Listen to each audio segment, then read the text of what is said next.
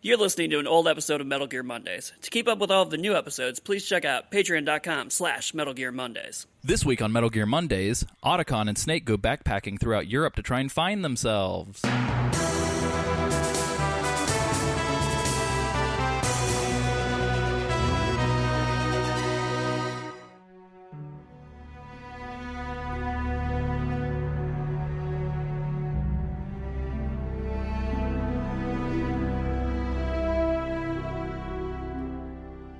Ladies, gentlemen, boys, and girls, welcome to Metal Gear Mondays, the Metal Gear Solid podcast, where we cover all of the Metal Gear games in roughly chronological order, from top to bottom, left to right, inside and out. As always, I am your host, Alessio Summerfield, and this week I'm joined by Isaac Lim. Over eggs. And continuing the British invasion, we have a guest. And we have Patrick Smith, a.k.a. Patty Stardust, from Twitter and the Twin Humanities podcast. Patty, introduce yourself. Did you like my glasses, Snake? Fucking working on that all day. It was really good. Thank you. It was really good. Thank you. Hi, everyone. Thanks for having me. I'm really, really excited. I love Metal Gear. I love Metal Gear. If you've listened to my show, you'll know that I love Metal Gear. I'm very, very excited. Yep. And I also want to throw a shout out to, honestly, I want to say it was Jeremy Greer that bridged these gaps, because Jeremy Greer, who is sort of friend of this show via Twitter and appears on a lot of duckfeed.tv podcasts. What is the Dark Souls? Is it the Haters blog he runs? DarkSoulsHaters.tumblr.com, which is a collection of disgusting hate mail. It's fantastic. You shouldn't read it. You shouldn't. It's not. It's bad. But he was essentially, we were doing an all call looking for guests for this season, and I know Cole Ross was on our Metal Gear Solid 3 season, so I was just pinging random folks that I like to listen to, and Jeremy, God bless his soul, retweeted that message, and then Patty discovered the show, and would you like to tell us how you binged through 40-plus episodes? Well, yeah, no, like I said, I saw Jeremy pinging to ask Cole, and I was like, hang on, there's a Metal Gear show now? Ooh! Because, I was thinking the other week, I like Metal Gear a lot. I did a full run-through of the series before 5 came out, and I was like, yeah, I could listen to people talk about that for a while, definitely. So I searched it down, and I downloaded the first episode, and I banged through it. And I think I sent you a tweet almost immediately after I'd finished it going, hey, I really enjoyed that. That was fun. And then you invited me on. It was 3 hours from discovery to invite. I don't know. I kind of made me feel like a big shot, man.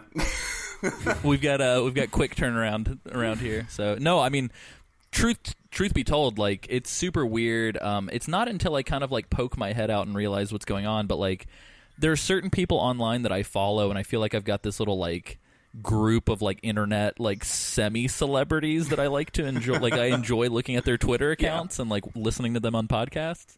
And it's always so bizarre to me how easy it is to talk to folks like that, just out of the blue. You know what I mean? Because I don't know. It's a big deal for us, and it feels nice to have you on the show. Oh, thank you. No, this is thank you. Well, because as you alluded to, I have managed to binge through almost all of your show in the 2 months since I discovered it? 2 months? Month and a half? Yeah, something like that. Yeah. Since you were talking about recording Metal Gear 4, and I was like, oh, this is cool. I can get through this in time, right? And I haven't quite done it. Yeah, which I think total it's 72 hours or more. Yeah, and I don't get a lot of podcast listening time. This is mostly walking to work and then walking back from work. Sort of half an hour at a time. So I've been really just banging them in where I can, and on a day off, if I'm doing something where I don't have to listen to the gameplay, if I'm playing Peggle or something, I can just put you on and then listen, because I don't like playing games where you can hear people talk while I'm trying to listen to a podcast, because I just can't focus, and I miss stuff, and I hate missing stuff. It's really bad. So yeah, over the last kind of month and a half, you guys, you're like family already. Your voice is in my head. That's awesome. That's perfect. It just made all the year and a half of this show worthwhile to hear that. So thank you very much. If you can make someone laugh, it's sarcastically. Worth it, yeah, exactly. Well, so real quick too, just to give people a little bit of a background on yourself. How did you get introduced to Metal Gear? When did you get super interested in it? And when did it take hold? And Oh, okay, yeah. Suck you in completely. Yeah, this is great. So I, like many people, was introduced to the series via the demo that came with the official PlayStation magazine. They were hyping it up for a long time, actually. Like, oh, this is going to be amazing. This is a sneaking game. And they had some of the Shinkawa art up as well. Like, what the hell is this? You know? Yeah, it's beautiful. In a time when every video game character was, I have big arm muscles, or my breasts are large. Those were the character traits that used to be. And it's like, this is cool secret agent, dude. This is kind of neat. And the demo came down, and it just, like, I think I played that thing probably 15 times. Just over and over and over. Just really enjoyed it. And then, yeah, after that, I actually didn't buy it for a while, because when it came out, I was 12? Maybe 12? And I didn't quite have the money to go out and buy a brand new £40 game. You know, I didn't have that kind of money. I was 12. So what I ended up doing was maybe 6 months to a year later, when it went out on Platinum, which was like the budget range where they bring out the classic games that sell so much that have been out for a year. They bring out for £20. Yeah. I did well out of that. Yeah, I think it's like greatest hits. There you go. Here. Yeah. That's exactly what we did. So I went to my local dodgy trading shop, and I traded it. This is the greatest trade I've ever done. I traded the Fantastic Four side-scrolling arcade game. It gets worse. And I traded Rascal for the PS1. What? That fucking game. I have completely forgotten about that game. With his little the old bubble backwards shoot. ball cap. Yeah. Fucking... It was terrible. Yeah. It was that awful. game's awful. It's the worst thing I've played. And, like, even thinking back, it's probably the worst game I think I've ever played. It's pretty awful. And I did a good job, because what I did is I traded them for the best game I have ever played. Yeah. And then well, and so that's the thing. Yeah. That's the thing I wanted to talk to you a little bit about as well. So I know that we sort of did like a which is your favorite Metal Gear question on a listener response episode not too long ago, and I think I talked to you about this on Twitter a little bit. But it seems like so Metal Gear Solid 1, like Above and Beyond, is like your favorite. I've gathered. Absolutely, it's the easy answer to the question. My second favorite is much harder to pick, but the first one, because I played it so many times. I took a summer. It was a summer holiday, and yeah, as we've alluded to, I'm quite a pasty boy, so I like to stay indoors. And I think I went through Metal Gear Solid 1 again. I think it was like between 10 and 15 times, definitely. I just played it and played it and played it. I couldn't get enough. I loved it. I didn't particularly speedrun it or anything. I wasn't trying to kind of do cool guy tricks and stuff. I just really enjoyed. Playing it. You know, I just really enjoyed just the act of running around and calling people on the codec and shooting goddamn Nikita missiles at stuff. It was just fun. And once that had happened, that was me done. You know, that's every Metal Gear that's been out since. I've been jumping on it as and when. I have a stupid, not a terribly big collection, but one or two key pieces that are pretty impressive. That's awesome. I've got strategy guides, I've got some of the art books, I've got some of the soundtrack CDs. I've been making a papercraft Metal Gear Rex recently. The plans that came out with Metal Gear Solid 3, I think. And I had these things for like 10 years, and I finally printed them out a few weeks ago, and I've built one, and it's gorgeous. It's this little Rex now that sits up there. I've also got a 6-foot-tall fiberglass statue of Big Boss. That's amazing. Yeah. 6 foot tall? Is it like the MGS3 one? It is. It's one of the promo models they sent out to stores. Wow. Yeah. My wife, at the time, my girlfriend, Laura, it's just, we sort of talked about it, like, oh, that's a really cool thing. I'd love to have one of those. And then she got it for me as a combined kind of birthday, Christmas, anniversary, everything this year present. But it only cost her about £200, which is not that much, really. Yeah, that's crazy. Because I could probably... Do you ever, are you ever wandering around your house late at night and you mistake it for a human being? Oh, a bit. Well, it's in the spare room now. It's in the reading room. Okay, But good. when I was at university, when she got it to me, it was set up next to the bed. So I'd wake up in the night and go, oh, yeah. Or when I'd move my room around, I'd put it out in the corridor, walk past, see it, absolutely cack myself, and then remember. My mum wouldn't let me have it in the house when I moved home after uni. She insisted on putting it in the garage. Oh, yeah. She didn't, I would assume. Yeah, my mother would probably be like, what? No, this isn't happening. This is from what now? So, yeah, who? He eats what? Excuse me? But Solid yes. Snake sounds fishy. So, since we are in Metal Gear Solid 4, before we dive into sort of this section of the game properly, I did want to kind of talk to you about your experience with this particular game. Mm-hmm. So being a fan of the first Metal Gear, how were you feeling sort of like the first time that you played MGS4 and like started to kind of dig and get into it sort of further along? I mean, because to some extent, like this feels like a direct sequel to the first Metal Gear in a lot of ways. In some way, I mean, you're probably right. It feels like a sequel to 1, 2, and 3 in different ways and in different places. It feels like a direct follow-on.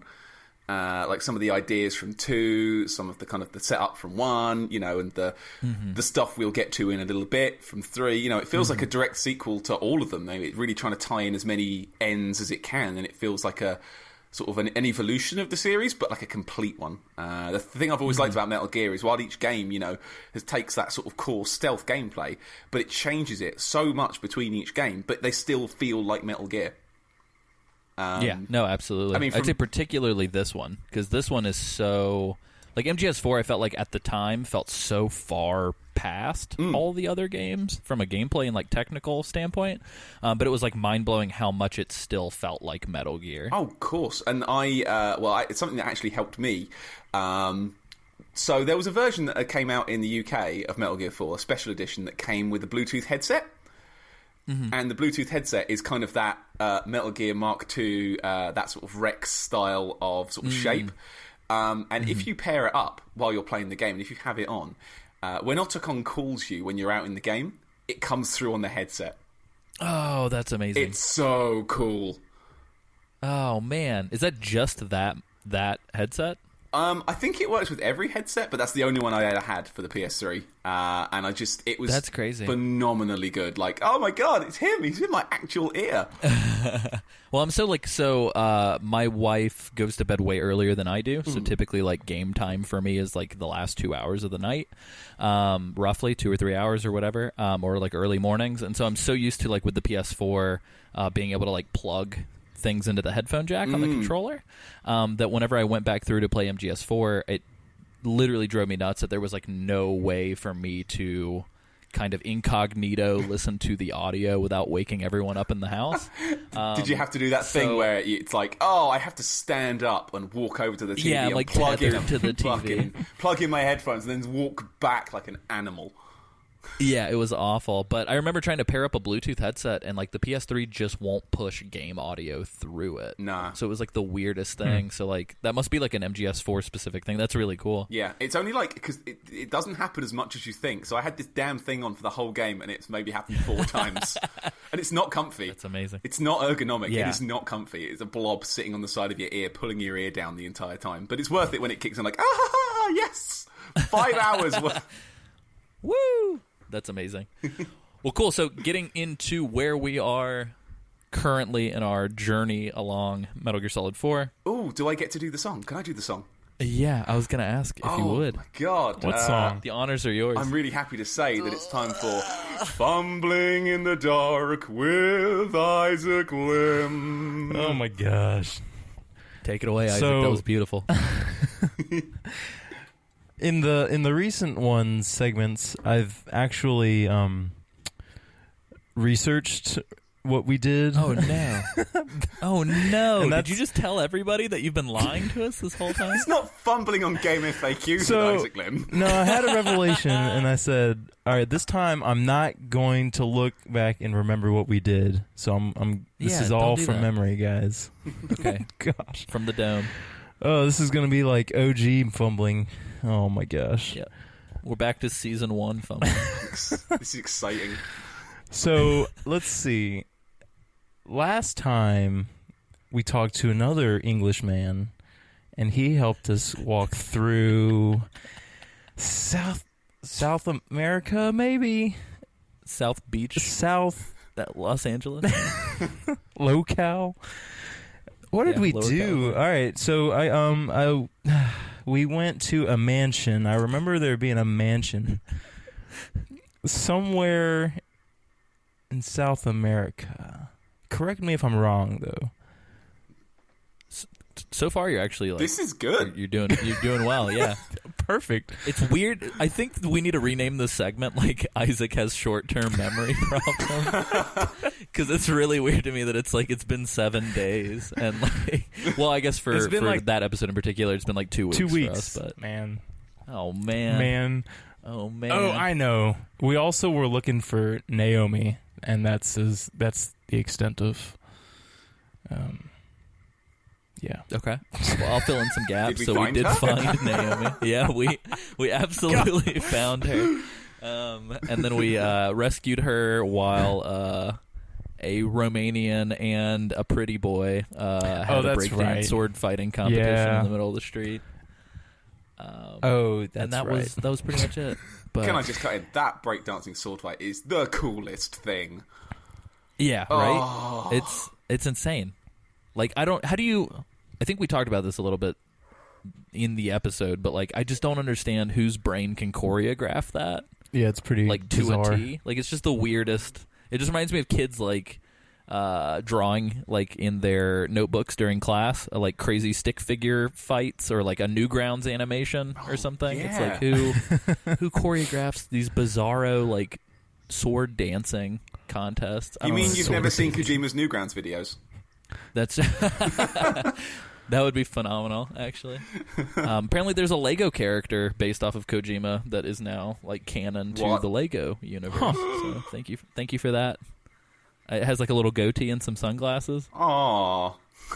It's pretty wonderful. But anyway, yes, Isaac, you did a very good job. I'm happy to report that there are some items in my refrigerator that take longer to spoil than your memory of Metal Gear.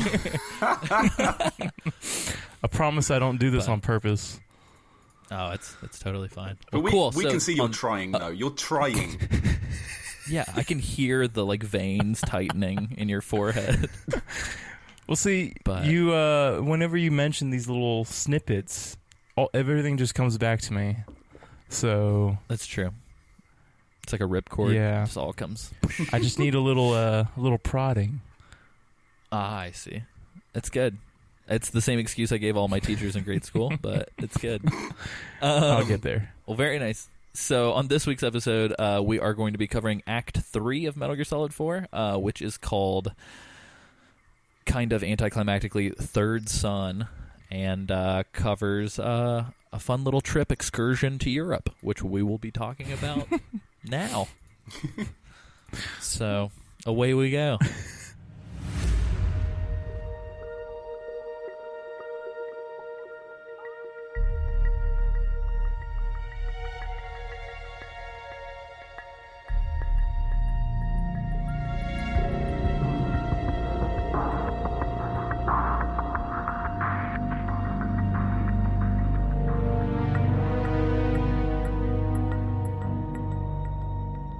We're going to talk about this mission briefing. So we are going back to this Nomad. How did you guys...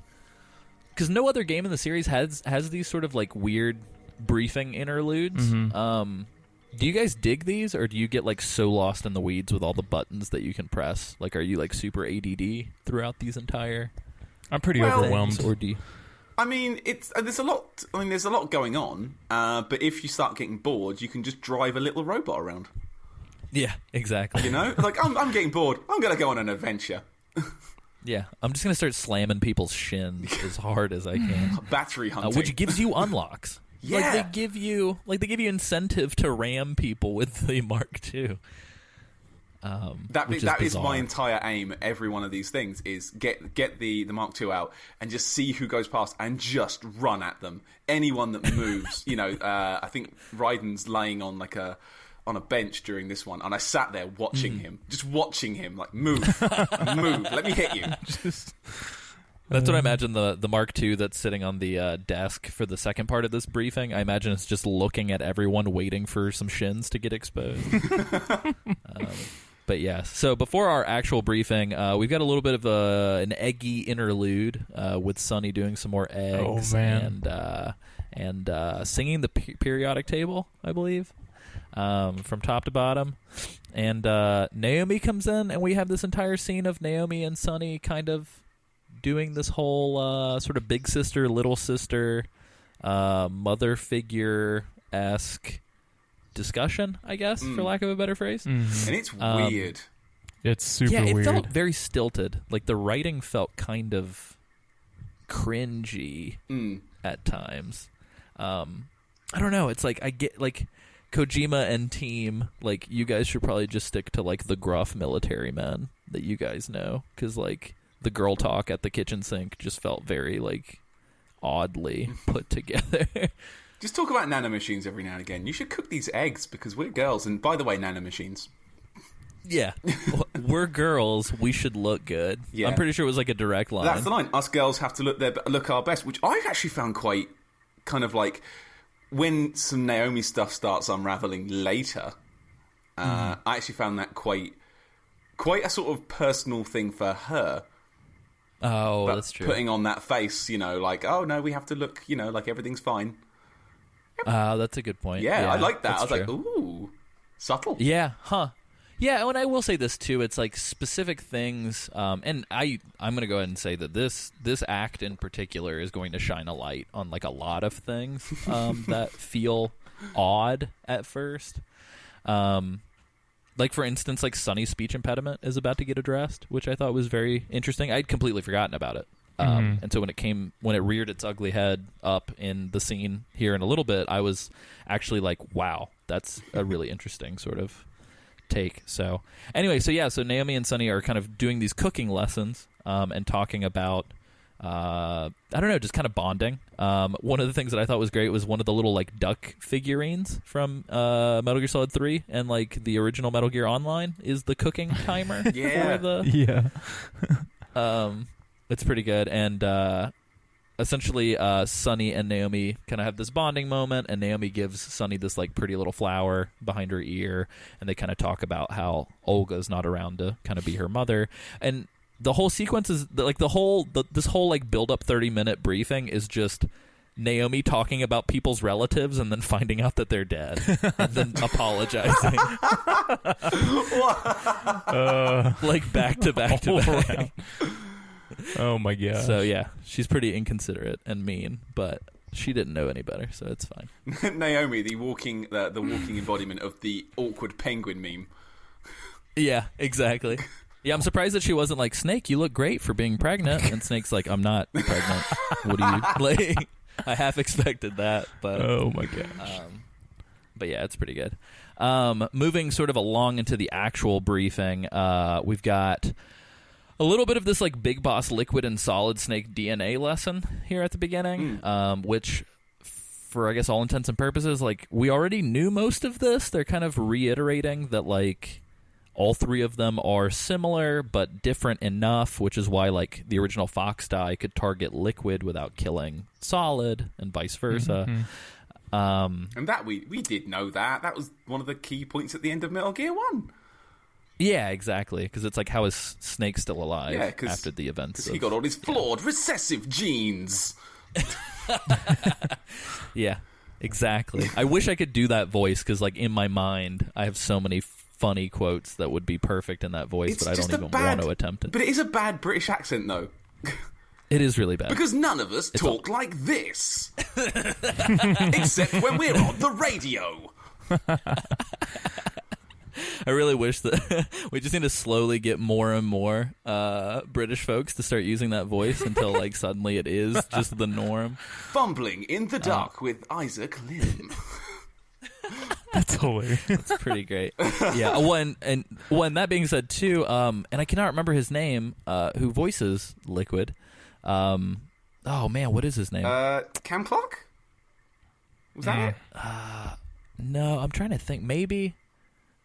Yeah, I think you might be right. Well, so he also voices the male blood elf from World of Warcraft. So there are a lot of really weird like vocal lines in that style because he's essentially still Liquid, but he's saying things about like glory to the Sunwell or whatever the hell they say in those games. But oh, it is Cam Clark. I was right. It's Cam Clark. Yeah, that's awesome. I don't know why in my head I was confusing Cam Clark for Quentin Flynn, who's Raiden's voice actor, but. Anyway, there are a lot of really fun flashbacks in this sequence, specifically when Naomi's talking about the DNA. It's super funny because the flashback is just Liquid being like, we're not copies of our father. It just like very like the vocal line just kind of comes out of nowhere. And there are a couple of these like ham-fisted vocal lines kind of as we go. Like towards the end, there's a very specific one with Vulcan Raven where I was like, fucking nobody has played this far, and still in the back of their head is like, what does he mean, Eastern blood? So it's kind of, yeah, it's weird. But they, again, like Patty had mentioned at the top of the episode, there are a lot of loose ends getting tied up in the next like 3 hours of this game. Yeah. So, did you guys slam Otacon with the Mark II? No. Yeah. Well, everyone. Yeah. And thing is, you say because- slam the shins. I actually make the robot stand up. I use the up button and makes the robot extend up. What? So, Oh. so you can slam them in the ass. That's good to know. Oh my gosh. I'm literally going to start doing that. Or stick to my just trusty, like, punch them in the genitals and just start using the Mark II to just Whip them out. slam them. Yeah. My problem is, But anyway, like, so you... I need to concentrate on what they're talking about, and if I start using the Mark II, I'm like, I get too distracted with things. Yeah, that happened to me actually in this briefing sequence, and I actually had to like verify part of the first section of the briefing on YouTube after I you're got having done so much because I was fun. like, I totally fucking forgot what everybody was talking about. I can just see Snake sitting at the end of the couch just playing with the robot. It's like, right, ready to go. It's like, wait, what? What are we doing? Where are we? What's going on? We're after what now? But yeah, so you can get Otacon's face camo if you slam into him, which is why I bring it up. I'm going to get your face which from is your super- ass. Which is super fun for the next part of the game where you can kind of be dressed up like this like film noir like detective with Otacon's face if you want, which is great. The only thought I could think of while this whole scene was kind of playing through was that Sonny's in the background using like 7 keyboards and like 4 computer monitors. And you just see like windows opening and closing all over the monitors, and I'm just like, what the fuck is she doing? That's not how human beings use computers, Hacking. so I'm not quite sure what's happening. But essentially we get a little bit of, to not go crazy in depth on this specific portion, we essentially get our kind of big bad guy and the reason for it through this. So essentially what we're being told is that the genetic code for Big Boss is being utilized by or the plot is for Liquid to utilize that to take control of the entire system, which I wasn't quite able to wrap my head around why Big Boss's genetic material can access SOP other than it was part of Naomi's like fail-safe proprietary sort of program that she built. I don't know if I just like missed a couple lines of dialogue, but I was kind of confused as to like why it's specifically Big Boss's genetic material that can get people access. Well, in the Metal Gear universe, Big Boss is basically Jesus. So, It's true. like, if someone He wanted is to access one-eyed it, Jesus. yeah, if we were going to let anyone in, let him in. Yeah. Maybe That's true. I think everybody in the military in the Metal Gear universe just always makes sure that Big Boss is the admin username and password for all computers, just in case he needs it. You know what I mean? So, anyway, and then Naomi just drops a bomb that blew my hair back because I'd completely forgotten about this. But she was like, "Big Boss's body is still alive." Everyone in the Nomad was like, "Say what?" And she essentially says like, "Oh, he's a vegetable," and essentially he's brain dead. But they do have his body and it's still like functioning, which sounds very expensive. Was the first thought that I had. So you call it a cool... I think she said he's a biomort. That's what she a cool referred to. Yeah, thing. she just drops that word out and then we never hear it again. And everyone in the Nomad's like, oh yeah, biomort, yeah, duh, of course. But yeah, and then essentially we're told that like Liquid is trying to find the body of Big Boss in Europe and grab it, and so Snake has to stop him, which we had kind of alluded to on the last episode. And Raiden kind of comes to just long enough to also be like, oh yeah, do that. And then they're like, okay, cool. Besides that, Sunny exclaims that she was able to like hack AT security and the Patriots, and she says that she found it. And yet, at the same time, I'm not really like if everyone in the room has agreed that we should go to this European country to find this body. It feels kind of weird that every secondary characters just chiming in with, oh yeah, by the way, you guys should probably go to Europe. It's like, okay, yeah, we got it. Like, yep, Europe. Well, they're giving everyone stuff to do, aren't they? Yeah, you know, big boss has got Liquid to find. They've got to find some blood for Raiden. Yep. They need more artificial blood. And so this kind of draws me to my biggest, like, what the fuck moment. And it's a little confusing to me, but essentially after we get through this kind of monologue where Otacon's talking about how, like, PMCs are, like, forcing the scientific community to become, like, these immoral kind of scientists, all the while he's, like, side-eyeing Naomi.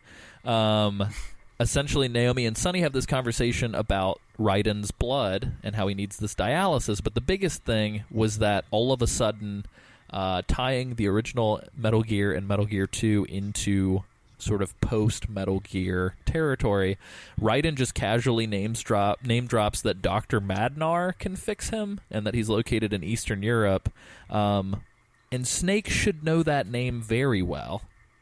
And yet Snake does not even register anything. It was the weirdest thing. Like, no one...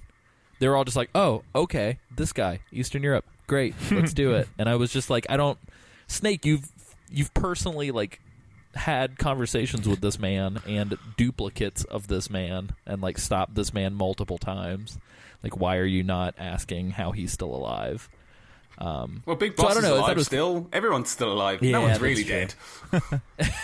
That's true. At this point, Snake's just, like, trying to get his cigarette, and he doesn't care about anything else.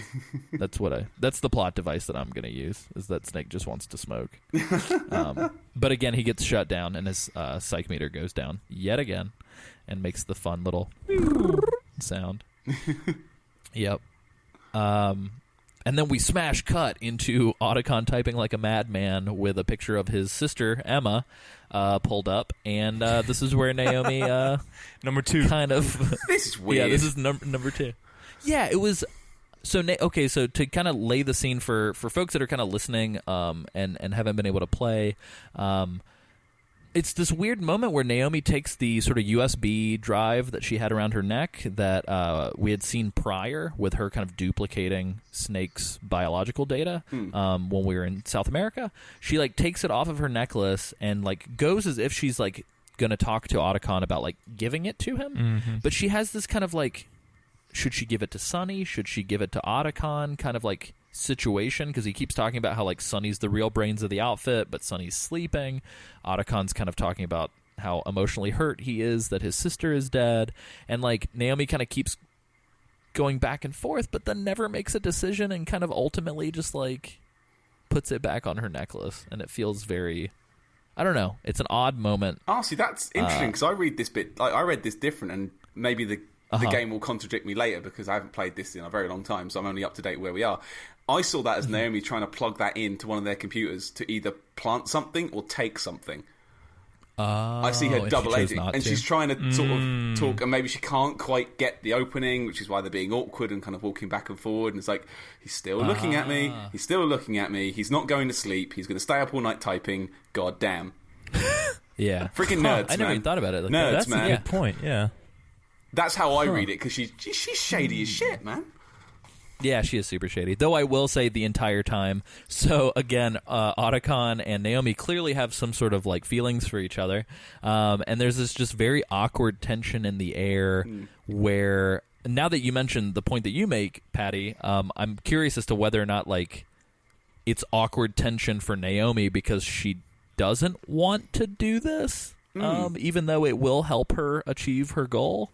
And Otacon might genuinely have feelings. I don't know if they both genuinely have feelings. But either way, there's, like, on top of this USB thumb drive situation that's happening, and Otacon kind of opening up about his personal life, Naomi and Otacon are doing this very awkward, like, are we going to kiss? We're not going to kiss. There's interruptions. We're getting very close to each other's mouths. Now we're not. Snake's secretly awake and watching us. He gets all wound up and says the word science-holics like 3 times. It's like, dude, stop saying science-holics. That's not a real word. Yeah, you've been on 4chan for too long. Stop. It's super weird. But then finally, and the whole time I was like, oh man, Otacon blew it. And my favorite part is just like at the end, Naomi like pulls him into the helicopter and just like closes the door, and I was like, fuck yeah, Otacon, like good for you, good for you. Good job guys. having sex with someone that's not your stepmother. Go on, man. Yeah, right. Yeah, you did it. Yep. But yeah, so besides that, I think one other thing that I wanted to point out that actually kind of cracked me up was like Emma. So EE's picture is up on the screen, and it's like her MGS2 model, like screenshot, and Naomi is doing her awkward like, "Oh, I thought that was your girlfriend," and Otacon's like, "Quit twisting the knife in my back, she's dead."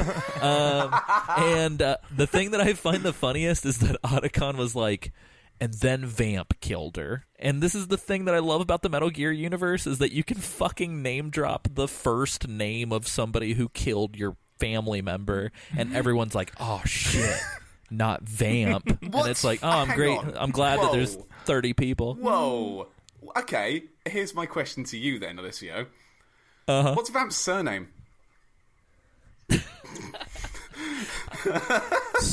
Salat?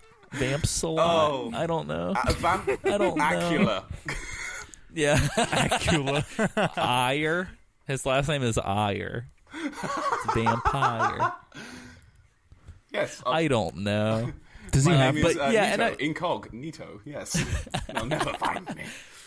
Well, and I get it. Like, I understand. Like, Naomi knows who Vamp is. Otacon knows who Vamp is. I get it. But I saw an opening to, like, poke fun at Metal Gear in a way that, like, people poke fun at Star Wars, which is, like, everyone is connected.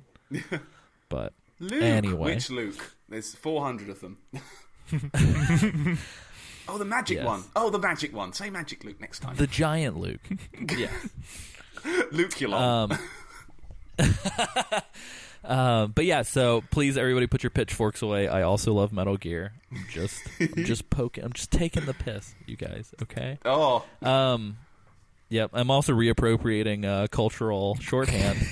So come at me, guys. Come at me. There was one really, really, really weird sort of thing. So when they Naomi and Otacon kind of discussed Sonny's background. So we've understood that Raiden rescued Sonny from the Patriots for Olga. Like, that's been said. However, the extra sort of wrinkle that we hear here is that while Sonny is sleeping, Otacon mentions to Naomi that the reason why Sonny sort of has like a speech impediment, and the reason why she's kind of socially awkward and very intelligent and knows how to use a computer super well, is because the entire time that she was in the possession of the Patriots, her entire life was on the net. So she like exclusively was just online all the time and had like no window into the outside world. So essentially we see this 10, 11, 12-year-old girl who was essentially raised by the internet, which sounds like a fucking terrible social experiment. But I mean, yeah, let's so be fair, that is how children are raised these days. That's true. iPads raised the world. Yep. So, But, like, okay, so here's the but- thing. So they say she's not been outside, like, in the real world yet. So they've had her for a little while at this point, right? what do they do? Open the back door of the plane when they land. They've got to land every now and again. Just let her out. Nope. Where does she pee? I don't understand. Like, where does she eat food? Do they like? She's a bubble Eggs, girl. man. Do they, That's it's all like she John eats. Travolta from the 70s. Just rations and eggs. That's all they get. Rations and eggs. That's it. Yeah, rations and eggs. That sounds horrible. Everyone's cholesterol's through the fucking roof in that airplane. I bet it but yeah, smells so anyway. as well. Oh God! Think of Can you imagine what the bathroom smells like at the Nomad? Oh. Jeez, just because Snake's old now, so his old man farts are even worse. No. There's like little egg explosions silently. Maybe that's why he's going on always during all these smoking. sequences. He's trying to light a match, get rid of the methane in the air. I like that. I like that a lot. But yeah, so then Hal says some very creepy shit. No, Naomi says it, which is, quote, "She hasn't even been born yet. She's still in the womb." And there's just something weird about... so, A, there could totally be a sitcom where it's Sunny and her two dads. But B, besides the awkward sitcom of being raised by a geriatric and a scientist, it seems like she's in some sort of mechanical womb now as well. So, yes. And for some reason, and Patty, I know that you've been in the midst of this chokehold on your life as well. But the moment she said that, I was just immediately my mind thought of the weird mechanical womb from the newly released Nier Automata. Ooh, yeah. So I had that picture in my brain. Ooh. But quite good. Ooh. That's a quite good game. Yeah, that's good. That's a good game. It's a quite good game. But yes, did you guys notice the chickens that are named Liquid and Solid, by the way, in the cutscene? My mind blew. There's a Solidus as well. You can find them when you're running around with the Mark II earlier. You can see there's a Solidus up top. No. Yep. Oh, no. So we got snakes named Liquid, Solid, and Solidus. Now we got chickens named Liquid, Solid, and Solidus. We got grown men with these names. Ugh. Okay. So, yes, that concludes our briefing. Hal and Naomi forever. And we begin Act 3, Part 1.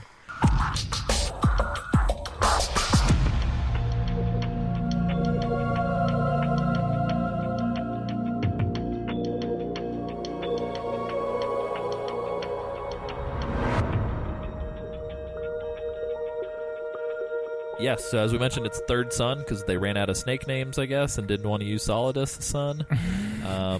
And we're at a European train platform. Does anybody remember what goddamn country we're supposed to be in? Because I can't quite make out where this is. Europe. It's just generic Europe. Yeah, Europe is a country. I mean, England isn't part of that anymore. Oh, no, you're right. England is a different country. 2016 vote, people of the world. Good job. Yeah, my heart goes out to all of you guys. Hey, at least you guys don't have a fucking clown running your country shooting missiles. Yeah. Woo! Yay! We've got a different clan who's being all like, good job. Clowns aside. Okay, so, yeah, in terms of which country it is, I was really paying attention to this because I sort of think, hang on, where are we? And I was trying to guess it. I think they keep it vague intentionally. Because in Act 1, they're in the Middle East. In Act 2, they're in South America. Oh, that's true. They're in Europe. So that way, they can't pin it on any particular country being full of bad people. Yeah, that's true. Yeah, because I noticed, having spent a considerable amount of time in Europe in the early part of my life, I've noticed there are quite a lot of things that reminded me of, like, France. Specifically, they were, like, very Paris-style sort of side streets and stuff that. I thought Germany, but then they say it's Eastern Europe, and that's like the Albania sort of side. Yeah, because that's the thing, too, is when they said Eastern Europe, because to me it definitely reminded me of Germany, it reminded me of France, it reminded me of Italy. But when they said Eastern Europe, I wasn't sure if Eastern Europe is where Raiden was taken and Snake was dropped off in a different part of Europe. But yeah, I've actually not been any farther east than, like, Amsterdam, so I'm not sure where the hell this could be. My volume was so low at one point that I was hoping somebody would be speaking in, like, a native tongue that I could hear, but it was just English very quietly. So, but yeah, so we're in one of the countries that vote for each other during the Eurovision Song Contest. That bit of the world. Yes, I'm not upset. Likewise, there is mention. We'll get into it in a little bit, but there is mention of, quote, the president, and yet, like, president of what country? Like, what the fuck are we talking about? So there are a lot of just, like, generic, very general terms being thrown around, which is weird coming from a series that gets, like, almost, like, autistic detail-oriented about very strange, specific details. But yes. Anyway. So what's gone on here, just to kind of set the scene a little bit, is we are sort of opening in this, like, train depot. It is the United States PMC Ravensward is declaring a state of emergency to root out local resistance in this generic Europe. And the Ravensward is actually part of the Outer Heaven sort of PMC group. And they are targeting the resistance. Actually has a name in this country as opposed to just the militia. Here, the resistance is referred to as Paradise Lost Army. But they only mention it here, and they never say it again. Yeah, it's super weird. But it's really clever. Like, when you learn why. That's clever. It's genius. Yeah. Like, it's really good. And then just say it again. Like, say it. It's clever. Well, and so I'm sure we'll address it on the listener responses, but, like, we had a listener write in, and the name is totally escaping me, but I will read the entire message once we do our side op. But we had listener response write in and ask about sort of what some of the biblical imagery that's going to happen a little bit later. So between this Paradise Lost kind of like Milton reference and then like the biblical kind of imagery later on, I think my take is just sort of like this shit sounded and looked cool. I don't really know if there's like any sort of greater symbolism kind of woven throughout the game. I think it's one of those things where like almost like Westerners are like, oh, check out this cool kanji tattoo I got. It's like I feel like Japanese game devs are like, check out these cool Western religious imagery symbols. And it's a picture of Batman. That would be amazing. I would kill for that. But yeah, so it's kind of confusing because we hear about the Paradise Lost Army's Big Mama is hiding Big Boss, and Big Mama has Big Boss, and we've got to go to Big Mama to talk to Big Boss. And in all this, like, I'm sure Snake's just like, why am I not Big Snake? But yeah, so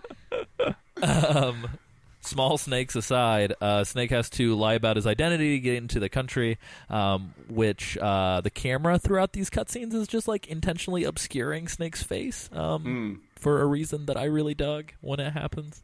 And essentially he has to get through this like PMC security checkpoint, and for obvious reasons is afraid to walk through the sort of like the weird metal detector that scans your bones or whatever the hell they have set up. These PMC boys are very beefy, I also noticed. Compared to the other PMC boys that we've dealt with, these guys all look like Gears of War men. Like, they look like they just are made out of meat. Well, Ravensword's one of the US ones, aren't they? And they're all like, you know, when I think of a US Marine, I think of a beefy boy. I think of Chef Boyardee when I think of the U.S. Marine, and I don't know why. just a thick meat boy. Just a super meat boy. Oh my god. No. But yeah, so there's this very strange kind of like push and pull situation where like clearly the character that is meant to be Snake, again, we've not seen his face, but the character that is meant to be Snake is like, he's next in line for the X-ray, and they're like, come on through, and he's just like not doing anything, and they're like, are you stupid? And he still doesn't do anything. Then he tries to light a cigarette indoors, and people aim guns at his face. And then Meryl's like, no, the mute cigarette weirdo is friends with me. Let him come on through. And then they're like, okay. So Meryl kind of comes to the rescue. What was his plan? Put on a mask and then... Is that because he wasn't listening to the briefing and we were playing with the robot? You know what we're doing, right, Snake? Yeah. Even during the briefing, though, they're just like, yeah, like, I think so it's Roy's voice. Roy Campbell's voice is playing, which Roy wasn't even there for the briefing. But Roy's voice is playing through the cutscene. And it says, like, we've made arrangements to get you through. You know what to do. But instead, he just, like, awkwardly stands at, like, the customs line. I can just see Roy just watching and going, we set him a vent up. There's a vent over there. We told him about the vent 3 times. And he said, yes, the vent. Why is he not? He's just stood there. Go through the vent, dumbass. He forgot. But yeah, so then the camera pulls out once Meryl has kind of pulled Snake aside to reveal what's going on, and it's pretty fucking cool. So Snake is wearing the face camo that he got from Laughing Octopus to make his face look like young Snake. God, Snake, you dumb bastard. He's already seen that face camo can be anyone, so he chose me, but harder. yeah, right? Let's take it back to the glory days. Yeah. But yeah, so you effectively from this point in the game, you unlock both non-bandana Young Snake and bandana Young Snake, but you can't use the bandana version unless you are in like battle gear. So during this next portion of the game, you'll be in like civilian clothing to try and like sneak around and blend in. Coat Snake. But yeah, it's Coat Snake. It's almost like, it reminds me of Zenigata, the detective from Lupin the Third. It's like that outfit. Kind of like minus the hat, like he just kind of has this like I don't know, it's like this weird, it reminds me of like I'm trying to think, it reminds me of like Fritz Lang's M, or like some of these like weird like 30s and 40s kind of like detective movies. It kind of has that tone, like, too, like it's really the environment seems very muted, if you will. You know what I mean? Kind of dark and just kind of washed out, black, white. Yeah, and I guess it's supposed to be raining, but I've noticed that like I could only tell on my television whenever you would look at a street light, you could see like what looked like some raindrops kind of falling, but it looked like this kind of weird like digital overlay rain. Yeah, I thought the same thing. I only noticed it when the camera was kind of close to someone's face and their face would start to shimmer. Like, why is their face shimmering? Is that the Octo Camo fail? Oh no, it's rain. Yeah, it was very strange. So anyway, yeah, and in the midst of all this, Meryl and Snake are talking while the PMCs are still kind of like freaked out by Snake, and Johnny Sasaki from across the courtyard is just like, Snake, over here, Snake. I swear to God. Like, what are you doing? Like, and then even Snake's like, what's his problem? So it's super bizarre, just the whole thing. And Johnny, Meryl's just like dumb face palming. fuck. He's such a dumb fuck. Like, guys, now we're going to try and sneak him through, right? No one needs to know he's Snake. Snake! Wave! Look, it's Snake, everyone! Yeah, it's super bizarre. And I still don't understand why the things that happen to Johnny, but it'll happen. It'll unfold like a train wreck in front of us soon. But yeah, so this is where Meryl name drops the president. Meryl's just like, yeah, I've been talking to the president. And Snake's like, tell me more. And like that's like it's just like, okay. And they're talking about like Snake wants to do the old like, I'm a renegade secret agent and I'm gonna kill Liquid because it's me doing right. And Meryl's like, wet work. Yeah.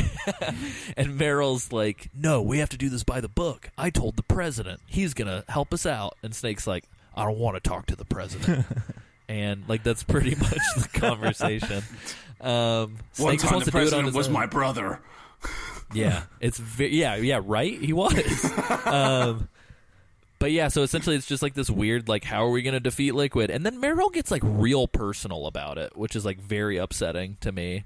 So right before then, Meryl is just like, hey, like, your cause is our cause now. Like, you don't have to do this. And then Snake chimes in with his, like, I'm no hero monologue that he just has written, like, pre-written, and just, like, busts out at any given moment. But Meryl essentially just like starts talking shit about his age and his like approach. She's like, get out of here, old man. You're slowing everybody down. And it's just like, oh man, like you didn't have to do that. Like that's upsetting. So I think she even gets that it's upsetting because like as she turns to leave, she just has this like very, I wonder if she told him that just to like keep him away. I don't know. The whole thing's very somber. It's sad. But anyway, maybe I'm the one who's reading too much into like old Snake's plight, but I feel bad for the man. But yeah, so then we're sort of approached with what we should be doing, which is Otacon hits us up over Kodak and says, hey, you got to get to Big Mama and Big Boss fast. The PMCs have added like Snake's new face to the blacklist, so like be careful. Streets are under curfew, only Resistance and PMC folks are out and about. And essentially says like, hey, you have this like signal interceptor item that we're giving you, which you can use to like hijack the PMC's like data and like voice lines. And like Madnar is treating Raiden, so everything's a-okay and like be fine. And then we're just kind of like cut loose into this like European generic European like stone street, like I don't know, like courtyard downtown area of just like generic European major city.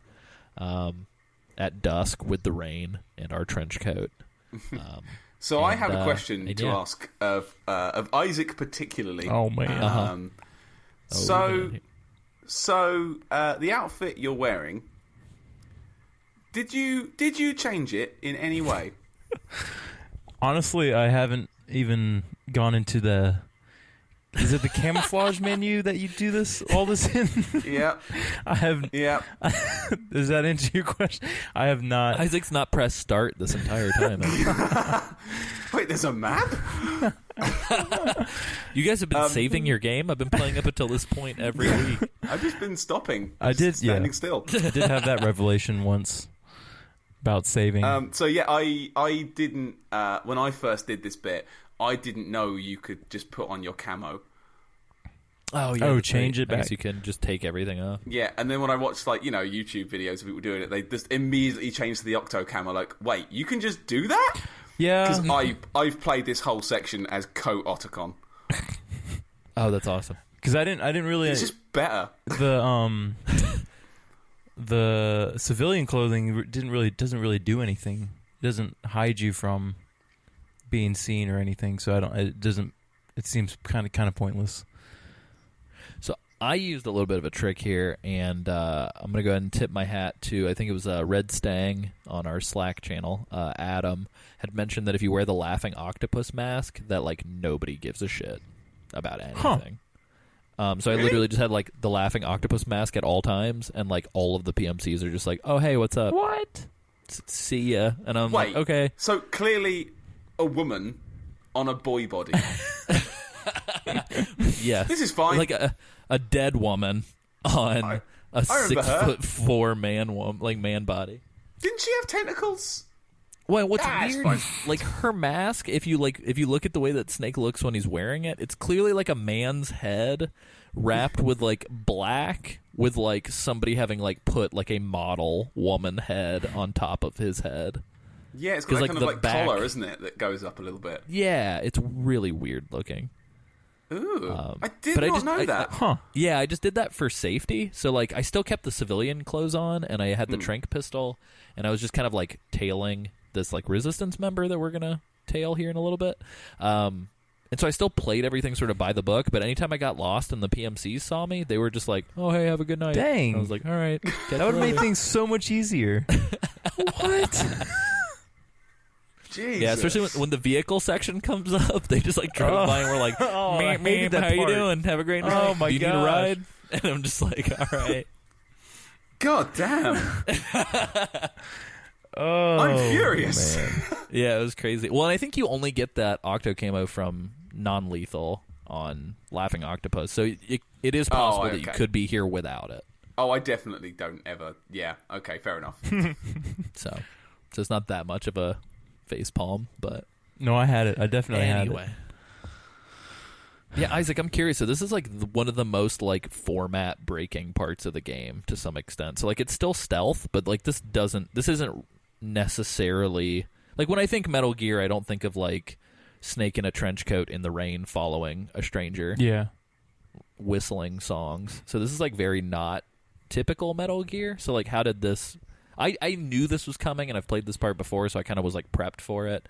But like how did you handle this situation? I kind of liked it at first because it broke up. It changed the way that it played the first two acts, and this one was just like, hey, you're gonna be just sneaking around trying to find somebody to follow. So I thought that was really cool, like a really cool concept. But I just didn't execute it very well, and I got pretty frustrated with it towards the end. But it was really cool. I liked it. The laughing octopus trick would have helped me a lot with my sanity, but It was the laughing Alessio trick for this playthrough, because I was just laughing the whole time. and I think something's wrong with my TV because when I first started, it was almost completely black, pitch black. It's like, is it supposed to be that dark? I don't think it was that dark for me. Oh, Was really? it that dark for you, Patty? No, it was kind of like a yellowy dark. Like a Deus Ex kind of dark. Yeah, it almost looked like somebody just like had been smoking on my TV for like 10 years, and there was just like a yellow like funk to it. So what happened is Snake had installed the game and smoked all over your TV while he did it. That's what happened. There we go. Yeah. Yeah, it almost had like, again, going back to it was like a weird Nier Automata like glaze to it. I'm just gonna mention that game All as the much as I time. humanly can. You should buy that game if you're listening to this episode. Anyway, continue. I promise they're not paying me. Yeah, so for the first two acts, I felt like there was a really clear direction on, here's a little target, and you go to this target. And this one was kind of more ambiguous on what to do. And at first I was kind of lost. I was like, I don't really understand what I'm supposed to be doing. And then Otacon's like, dude, come on, man. Just equip the interceptor and hurry up. And so... Yeah, it's like, hurry up and do what? Like, I was confused, too, because I feel like they don't do a very good job of, like... Well, and, really like, I'm not... Yeah. I don't need games to hold my hand, but, like, at least tell me, like... Like, I get, like, Big Boss's body is in Europe. Yes. I'm in Europe. Got it. It's a curfew. Should only be PMCs, and no one else should be out. Who is this guy that is out now? But, like, there's not really any... Like, so, Patty, I want to ask you this question because you might know more than I, because I've only played MGS4 once before this time. Mm-hmm. Can you just go to where the body is without having to follow this guy? I don't think you can. Oh, can you get to like the end of the bit and just walk up to the front door? I don't think you can, because you need the resistant member there to open the door initially, so you can sneak in and be the cool guy later. I've tried that. I've tried kind of just running away from the resistance member in the past, and it's like, hey, Snake, you lost him, you dumbass. Follow that boy. Gotcha. Follow the man who's inexplicably whistling the same song as Sonny. The whole time, which I thought was very strange. Yeah. But yeah. He just really likes the periodic table. Yeah. But, like, so nobody tells you, like, I mean, Otacon's like, hey, maybe you should follow that guy, but nobody is like, that guy's going to tell you exactly where to go, so you should just, like, stick to him completely. Like, it's kind of this, like, and you can go anywhere, because at one point I got lost and went to, like, 2 or 3 different screens that when I finally reset and started over, I never went to those zones once I followed the guy. Yeah, I think the paths do change. Like, I think depending on what difficulty you do, there's more guys. I think the paths double back a bit more and they swap around a bit more. So I think you see more of it the higher up the difficulty bar you go, I think. Yeah, that sounds about right. That's cool. That's pretty much what I was seeing kind of across the board, too. But yeah, it's a very big map. Yeah, I got lost huge. a lot. Yeah. Did And for the most you part, have there's not fun a in lot the of park? craziness. The park is my favourite bit in the first bit. The guy says it. Does he, like, because my guy peed. Did your guy pee? Yeah, my guy, so I was, like, behind the little hedge maze, and then he's, like, walking, and then all of a sudden he just, like, stops, and then turns around really quickly and starts running, and I was like, oh, fuck, what's going on? So I just, like, immediately, like, ran back and tried to find somewhere to hide, and then he just, like, pulls his dick out and starts peeing on a statue, and I was like, what? It was very I must have done a different thing or something, because I don't remember any of that. Yeah, it's quite early on. It's in the first chunk of it. In that bit, I kind of followed him and was kind of sneaking around the outside after he did his pee bit. I thought, I can take these 2 dudes out and let him through. And he got a little bit alerted that something was going on when the 2 guys just sort of fell asleep in front of him. So he ran away exactly in the direction I was laying on the floor. Oh, no. And got, like, a metre away before he even saw me. And again, this is wearing the coat still. Like, I insist on wearing the coat now because it's more fun to be coat dude. Can you wear the coat for the entire game? Because I think I'm going to try to do that. Maybe? That'd be... This is going to be the coat run. The coat run. Yeah. The coat run. And he runs up and he looks at you and goes, hey, who's that? And he kicks you in the head and runs away. Who are What you? a jerk. Dude, I helped you. who Those does guys that? fell asleep because of me. I'm your magical fairy. Yeah, that's super weird because I felt like this was like a weird slapstick comedy, like I don't know. To me, it felt like a weird like '90s like bizarro comedy movie, like Weekend at Bernie's or something silly. Because everywhere this guy would go, everyone around him would just pass out, and he'd be like, "What? Cool, I guess," and then just like keep walking. Because at one point he's like surrounded by 4 or 5 people, and maybe that's later on. But I literally like they all fell asleep all around him, and he was just like, "All right, cool," and just like booked it. And so I don't. It was very bizarre. The whole thing felt very strange. It's like a surreal like who got their Metal Gear in my European street simulator? Like what's happening? Yeah. Well, maybe he felt super confident, walking around and people are passing out around him. He's like, am I X-Men? I'm either extremely attractive or X-Men. The nap. Something is happening. Yeah. The sleep. The 15th member of the Cobras. Oh my gosh. So I think I I think I just took too long to get rolling because I don't remember a park at all. Oh, wow. The park's pretty cool. Like, it kind of, for whatever reason, it reminded me of, like, GoldenEye 007. The park did. I don't know why. Did either of you guys get the secret fun thing you can do early on? No, if what you is this? Okay, so if you're sneaking through, you can kind of hear other stuff, and you can hear occasionally you'll hear a very quiet sort of footstep sound, but it doesn't sound quite normal. And it only works in certain places, and you've got to nail it in one shot, or you'll never get a chance to do it again. If you spin the camera around at certain points, you can see a very strangely shaped person in a trench coat following you, and if you see them, they see you and they scuttle away. That's very creepy and bizarre. Interesting. Yeah, and you'll see addressed? them late. Yeah, you'll see them later. Okay, that's super weird. Later on through, we'll come back to it. But yeah, you can see like a weird spindly trench coat thing following you, and then it vanishes. That is very unnerving. It's the literal definition of 3 children in a coat. Like, it is that. Oh, you know what? That's wonderful. I do remember some. All right, this is later on, like in under one of the bridges. I was Where following children in trench coats go frequently. Yes, exactly. I was following the guy, and ahead of me there was another guy poking his head out. But every time I would turn to look at him, he would pop and hide or whatever. Yep, you found him. That's very creepy. I was like, man, this is weird. I don't know if. Oh my gosh. Okay. And I only found this on like my walk through, second or third run, trying to find all the cool weird stuff. Yeah. I didn't notice this on my first run at all. I heard noises, but I never knew what they were. It's really cool. Like there's a dude following me. Yeah, that's. Oh my god. I feel I like your coat. Yeah, I want that coat. That's Sick bizarre. coat, dude. Big fan. Where'd you get it? Is it still open? Can I go there now? That's so Yeah, weird. there's There's like matching random- hats.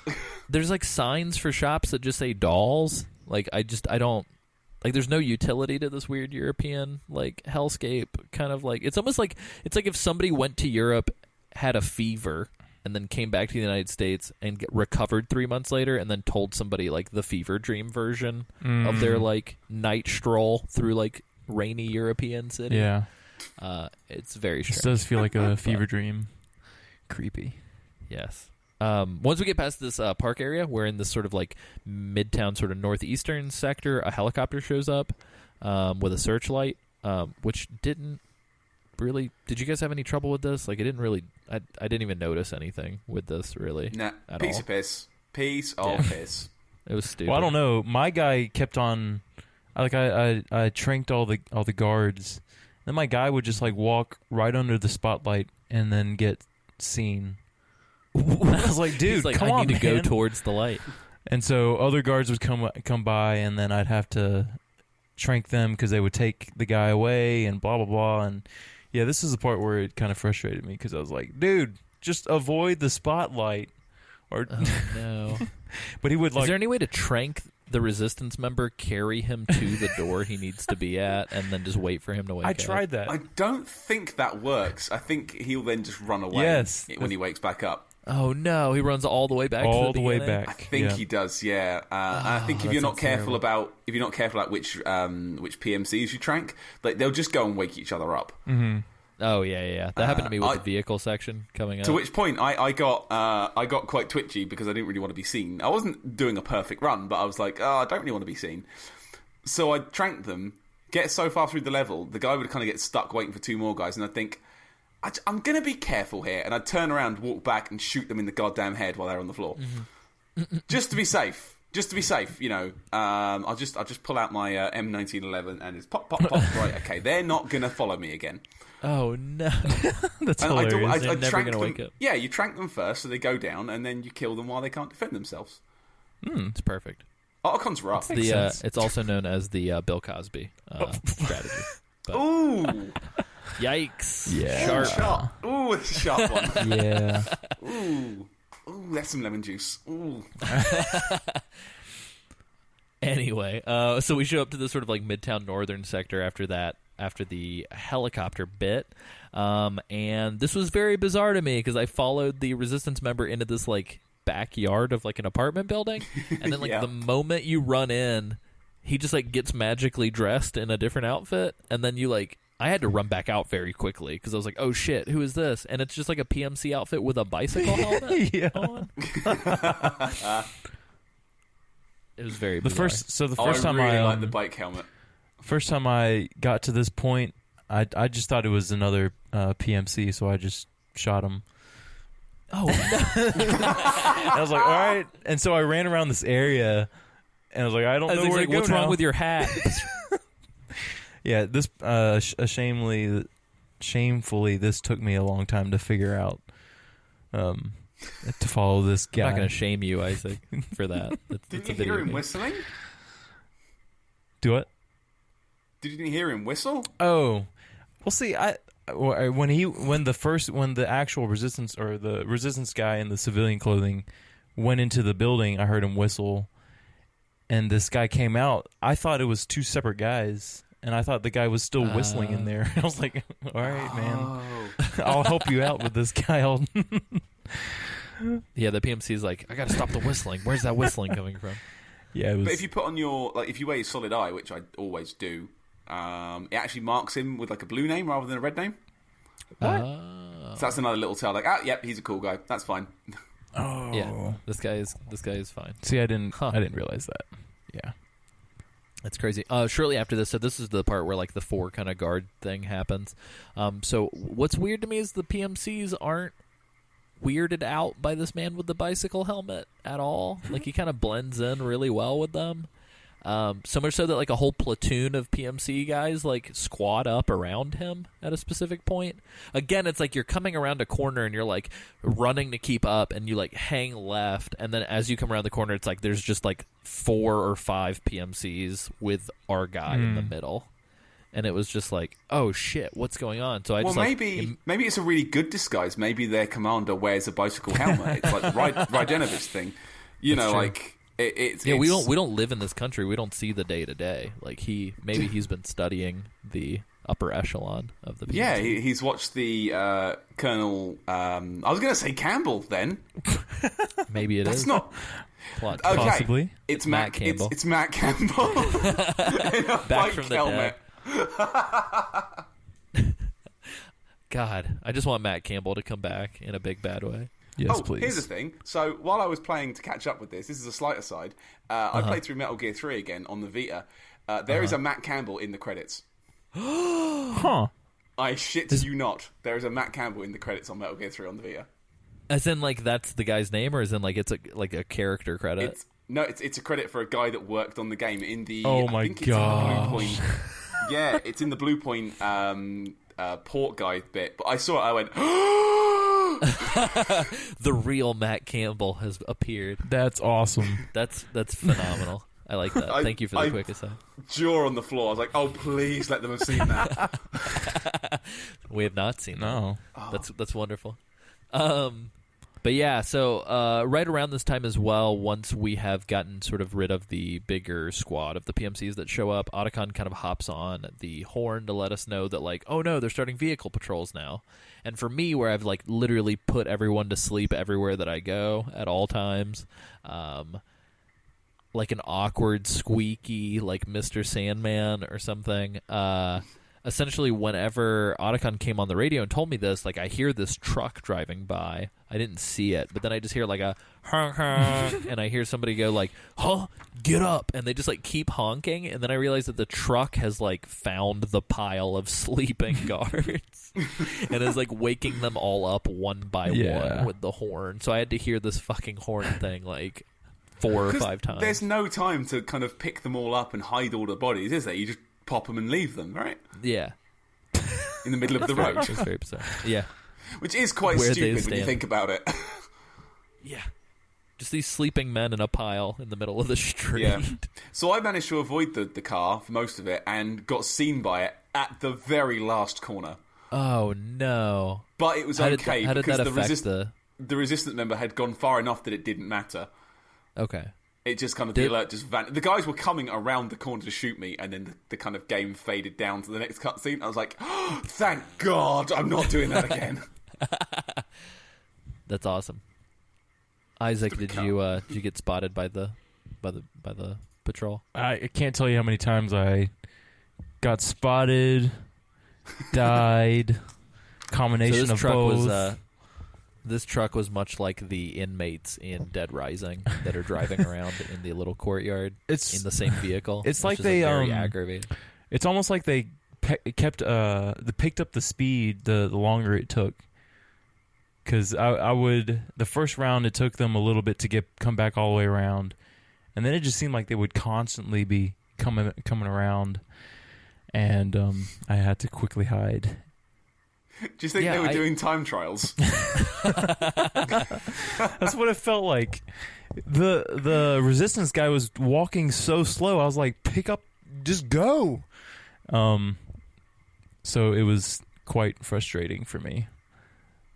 Yeah, that's very weird because I when they passed the first time, I was like, oh, I'll probably just have to deal with it once. Yeah. But then I want to say they circled the block like 4 or 5 times by the time I got to the end, and I was like, what the hell are you guys doing? Yeah. So that was fun. Well, thankfully this is sort of the home stretch as well, because right after this, the resistance member just like throws his PMC clothes in like an alley and just kind of like gets back to business. And there's this sort of part where there's like a stairwell going up, sort of just like elevated kind of like entryway into a building, and then just below there's 2 PMCs. So I just like tranked them immediately, and then just kind of like kept a distance. And then like right after this is sort of this cutscene with the resistance member. Do you guys have any closing thoughts on this isolated weird portion of the game that kind of never comes back? I wanted to do more of it. I really enjoyed it. Like, I think it's probably about as long as it needed to be. I think any longer, and it might have outstayed its welcome, but I wouldn't have minded doing some more of it after a break. I think they got a lot of ideas out. Like, okay, we're going to do a tailing section. There's going to be a bit where he doubles back. He's going to have a pee. There's going to be a bit where he dresses up in disguise. There's going to be cars. There's going to be hell. Like, they thought of every idea. They did every idea they could think of, and then they stopped. Yeah. And I think actually that's pretty good. Yeah. Yeah, I will say it never got boring. Like, every corner was new. Like, oh, what's this one? What's going to happen on this corner? What's going to happen on this part? I was almost waiting for the weird obligatory scene where it's like you follow him up the stairs into an apartment building, and then as you get to the landing, a door closes, but you don't see which one, and then you're just in a hallway filled with doors. Like I was waiting for like some awful sequence like that, and then I was like, oh, thank you God for not doing this to me. Yeah. I would have liked it if Resistance Phil had gotten into a box. Maybe that would have been fun. Oh, that would have been great, actually. The hunted becomes the hunter.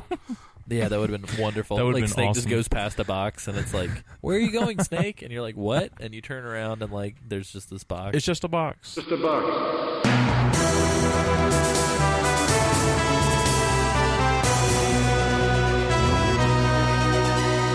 I think, all right, so if I played this again, I think I would enjoy it more, knowing what to do. Because I was just running around, not knowing where to go, dying left and right. If I got that the laughing octopus camo, it'd be so much more enjoyable. And I think it is actually easier if you do put your octo camo back on and just like blend into everything. Like no one can see you. Yeah. Like it is simpler, but it is more fun in a coat. That's a good point. Everything's more fun in a coat. Even that cool hands in pockets walk. Like yep, into it. Oh yeah, I love it. That's a good point. Yep. I would dare somebody to tell me something that isn't as fun in a coat with your hands in your pockets like that. Because I can't think of anything.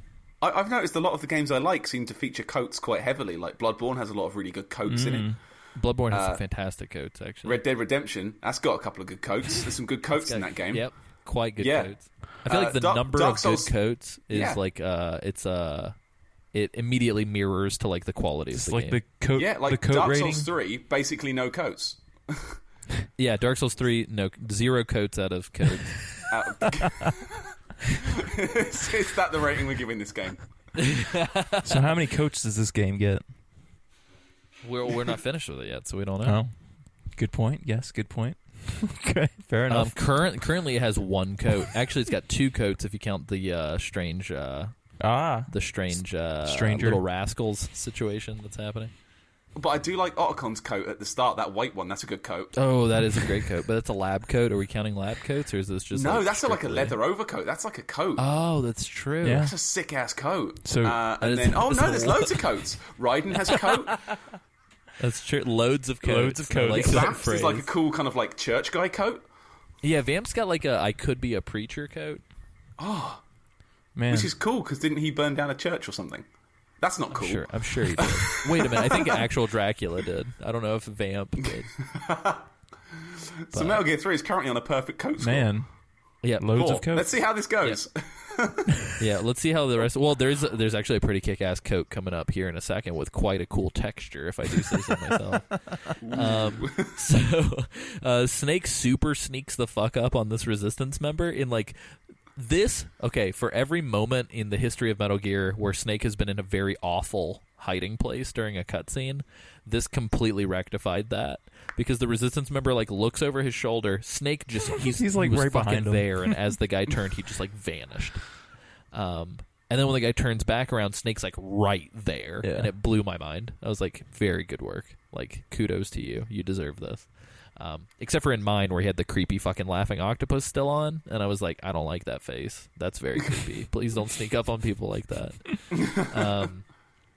But essentially he like almost like MGS3 style, like grabs the dude, like does some like weird body contortion shit, pushes him in the door, steals everybody's guns, beats everybody up, chokes a grown man with his knees, all that craziness.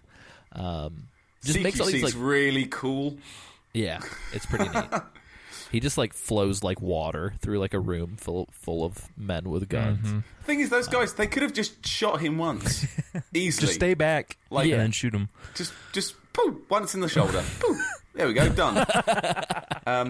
Do you know there's a cool L1 moment in this bit as well? Oh yeah. What, like in the midst of the CQC where you can like look between the guards? Yeah, and you can see the posters on the wall. Oh, I didn't look at the poster. What were they? Oh, okay, so as you're CQCing, you can do it. You can kind of look straight ahead, and if you turn to the left and right, there's like two on each wall posters. One of them is Metal Gear 1 themed. Oh, cool. One is Metal Gear 2 themed, and then there's two for Metal Gear 3, and they're kind of like full cast. All the robots are on there, all of the people are on there. Like, they're big, arty, the sort of poster you'd have spread up on a wall by itself. Like, they're awesome. That's super great. What the fuck are the Resistance members doing with They're big fans. No idea. It's in universe. That's the thing that nobody's told us this whole time. People have been making games about Snake's exploits during these games. But yeah, and then all of the hair on my body completely stands up at this moment every fucking time. But we get introduced to Big Mama in this gigantic cathedral. Oh yeah. And I have a question. So this is going to be answered before the end of this podcast, but I want to ask right now, Isaac, did you realize who Big Mama was the moment you saw her? Yes, I did actually. Okay, cool. Because like the moment I saw her, I was just like, "Oh shit, this just got real good." Yeah. I was like, oh man, you're a little old, but still would. Whoa, Isaac! I'm Jesus. just kidding. But she's got quite a good coat on as well. Yeah, she does. That is a good, for those of you. good coat. Yes. But it's so Big Mama is Eva.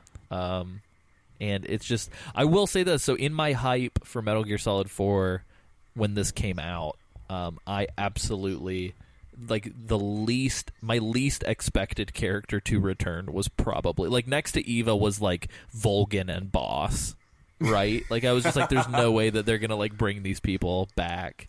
And so like this whole cutscene just being like, oh no, Eva's back and everyone you used to be friends with is actually a bastard. I was like, this is amazing. Like I really enjoyed this like pivot that happened. Oh, this is great because there's like, I hope you're ready for some exposition. Because yeah, holy shit. Get like, ready. And as I was writing notes for this bit, I'm literally sitting there with a pen in my hand, scribbling, because I didn't know you could pause the damn thing. So I'm just like no, liquid, Ocelot, Zero, Something. Patriots, MGS3, boy. What does that mean? Hey, I'm a real MGS3 boy. I'll take that. Oh yeah.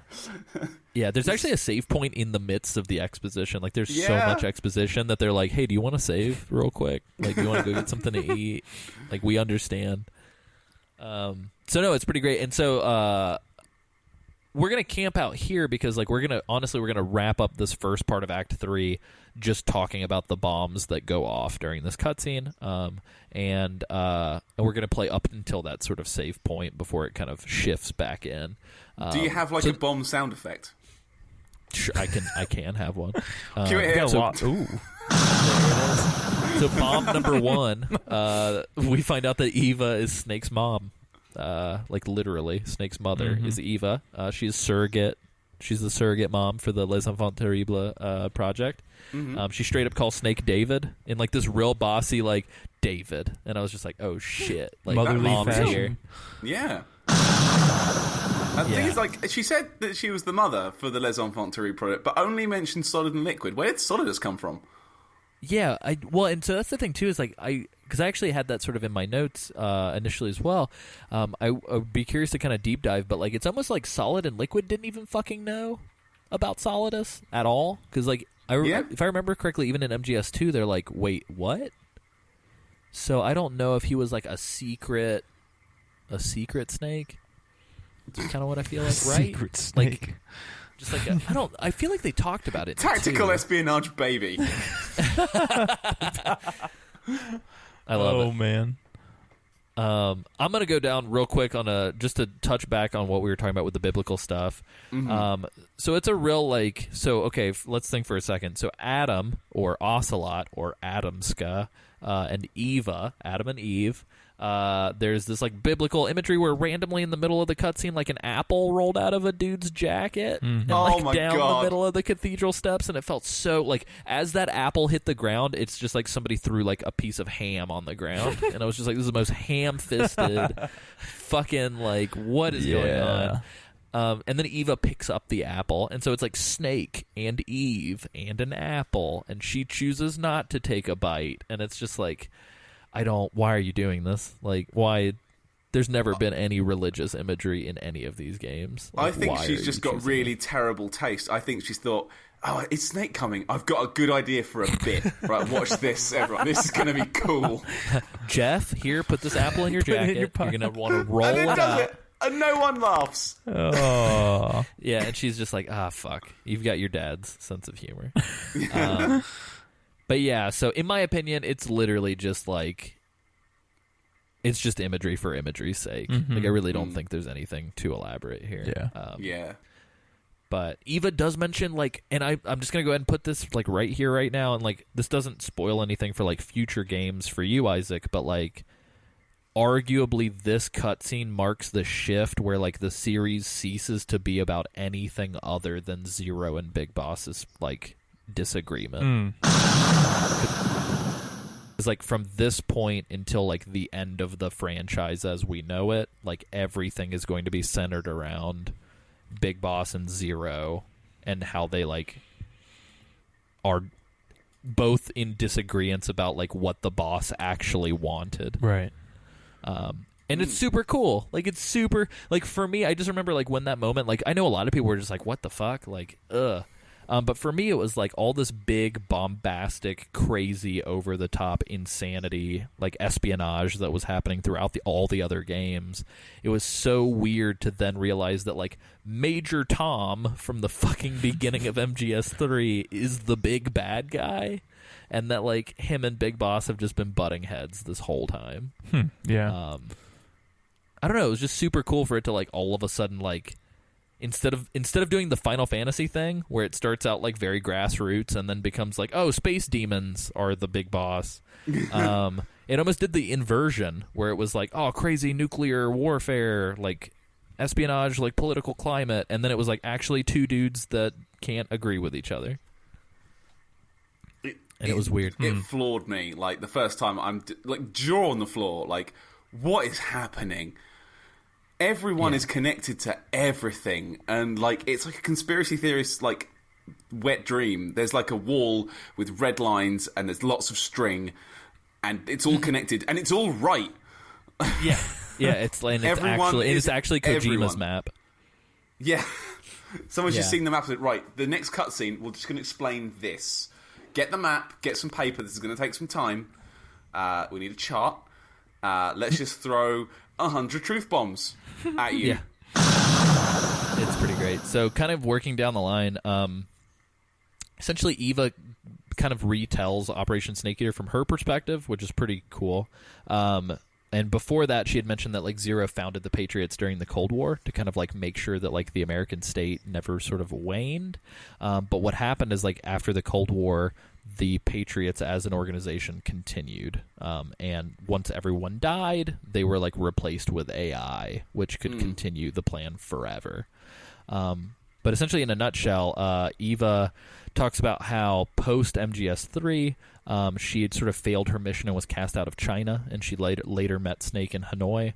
I'm curious, when she says she failed her mission, am I remembering correctly when it's because what she thought she stole from Snake wasn't the actual Philosopher's Legacy? Yeah. Didn't Ocelot steal the actual one and give it to Zero? Is that correct? I think that's about right, yeah, because they mentioned that in the, I think it's the post-credits thing, Ocelot's like, yep, she had a fake. Cheeky Okay, Chinese. cool. Yeah, that's right. Yeah, Yeah, because he's doing his weird like triple stabbing or Yeah. whatever is going on. So fucking yeah. cool. Yeah, it was insane. But yeah, so those funds that were stolen by Ocelot and given to Zero, he uses to form the Patriots after MGS3. The Patriots were used to kind of like the whole MO for the Patriots was like, we are going to carry out the final will of the boss. And their interpretation of that final will is like unified sort of control mechanisms keeping everybody peaceful forever. And by, I don't know, it's so weird because like where they seem to disagree is that like Big Boss saw the boss as like a fighter, like a warrior, and like the only place where the boss was truly alive was like on the battlefield. So Big Boss's interpretation of the boss's will seems to be like constant fighting, Valhalla, like fucking heaven or hell, let's rock, just like keep the party going forever.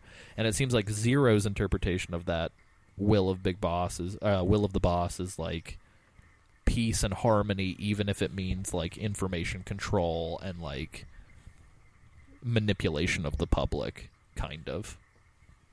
So that's kind of and like again, that's sort of the backdrop, because then we're told that the Patriots were Snake, which Big Boss, Zero, Sigint, which we've discussed before. That Sigint, I'm pretty sure we've discussed it before. I'm almost positive that we've discussed it before. That Sigint is the DARPA chief. Yeah, I think it had been hinted at. Like we all kind of had ideas, but this is like I think the first time it was confirmed. Sigint, who became the DARPA chief, Donald Anderson. Like, yeah, this is the first. Like, yeah, that's right. Yep, and then Paramedic, who's actually Dr. Clark, and Dr. Clark, if you pay attention, because nobody confirms if it's a man or a woman, Dr. Clark is the person who did the fucking experiments to the cyborg ninja. Yep, and ran the Les Enfants Terribles project as well. Yeah, which is crazy. Especially knowing that it's like goofy movie nerd, Godzilla buff, Paramedic. Like, it's just like, what? And then even Ocelot round off the team. And so Zero's whole thing was like, every good ideology has to have a figurehead, and since the boss is dead, like who best to elevate to that position than Big Boss? And so Zero was like, Big Boss is going to be our front man. And he Zero intentionally sort of like amassed all these like false tales of Big Boss and kind of spread them around, which is super cool to me, because like since we've played as Big Boss before, we know that he's not like Robo Mecha Hitler, like Godzilla, insane, like over the top, powerful X-Man, right? Like he's just a guy. So it's super cool to like then hear through Eva that like Zero essentially like spread a whole bunch of misinformation about this like legendary soldier. If maybe he wasn't that legendary, you know what I mean? But through his false tales and his through his bullshit, hey, Big Boss is cool stuff, like they've turned him into the Messiah. They've turned him into the Jesus figure. For sure. It's almost like the most interesting man in the world. I almost imagine just people being like, hey, did you hear that Big Boss like strangled 3 alligators while driving a motorcycle through Central Park? Like, this was super crazy. It's the new Chuck Norris facts. Yeah, exactly. But it's Big Boss. Big Boss eats coal and shits diamonds. Yeah. But essentially what we end up kind of being told is that Zero was worried that Big Boss was going to take off or die. And he sensed tension because, like, very clearly Big Boss was sick of kind of being manipulated into being kind of the poster child for this program. And so that's where the cloning happened with the Les Enfants Terribles project, where Zero kind of, like, lost his identity and friendship with Big Boss completely and kind of, like, cloned the man without ever asking for permission. And so through Dr. Clark and Eva, Zero was able to, I think it was Dr. Clark used Big Boss's DNA and the eggs from her Japanese assistant, which is why Snake has Eastern blood. And it's like fucking Q Vulcan Raven just being like, blood of the East flows through your veins. Like, it was just like really very, good. like, what the fuck? That's really good. But yeah, so essentially Dr. Clark used her assistant's eggs, which is super weird. Like, I can't imagine, like, my superior at work being like, hey, Alessio, I'm going to need to use your eggs. Is that all right? And it's like, I guess. Your eggs? What? Yeah, my moist eggs. So she injects, like, Big Boss's DNA into these eggs, and then they take all of that and put it inside of Eva, and then Eva gives birth to Liquid and Solid. However, again, Big Boss did not fucking know this was happening, and Eva decided to do it because she loved Big Boss, even though Big Boss would never reciprocate, which was really upsetting to hear. And essentially right after that, Big Boss was like, fuck this, and left the United States and created his own mercenary company and kind of drifted away, which we are going to be playing all of that as the series continues. And Big Boss never wanted Snake, but Eva says that she did. Essentially, after Big Boss leaves, Zero loses his fucking mind and just wants nothing but rules and regulation, and he creates this war economy and just kind of becomes this monster that we know today. And then we kind of discover that the Patriots eventually have so much influence and capital that they pretty much control the entire planet. And that's the story of Metal Gear, you guys. Hey, like you say, I hope you like exposition, because... And, like, the rate that you're saying this is the rate that they say it. Like, it's just, here's a thing. Dr. Clark is actually paramedic. Sigint was Donald Anderson. Zero, Big Boss, Les Enfants Terribles. It's all linked. And you're just sitting there going, what? Yeah. It's I banana. thought the Patriots were all 200 years old. Yeah, and then the whole time too, it's just like even the graphics aren't necessarily like what you're seeing on the screen isn't anything other than like some portraits of everybody's faces when they get mentioned. And when they split, like the pictures just move away from each other. Like, it's good. It's like somebody up there's got one of those like sports commentator like pencils that they draw the little like yellow circles around the soccer balls, and like they're just like, here, over here. Yep, and then we're gonna fly over here, and it's just like, and then they split, and there's like this jagged line between them, and they're like, hooray! It's very bizarre, but it is. It's with I almost said Shinji Mikami. Holy shit! What is the artist's name who does the killer Metal Gear artwork? Yoji Shinkawa. Shinkawa. Why the hell was I thinking Mikami? I'm sorry, because I'm a terrible person who confuses similar names. They're not similar at all. They're just Japanese, Alessio. You're an asshole. I'm sorry. Would you like a spade to dig faster? Yes.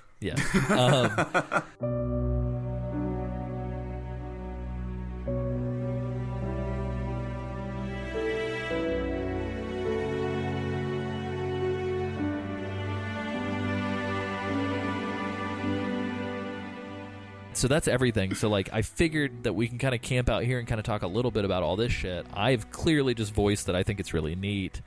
Isaac, I honestly, other than, like, Act 4, because I think Act 4 is going to be the most fun thing to talk to you about in this game, this was, like, this moment right here in this game is the reason why I was like, I should get Isaac to play all of these games in order so that he can get to this part.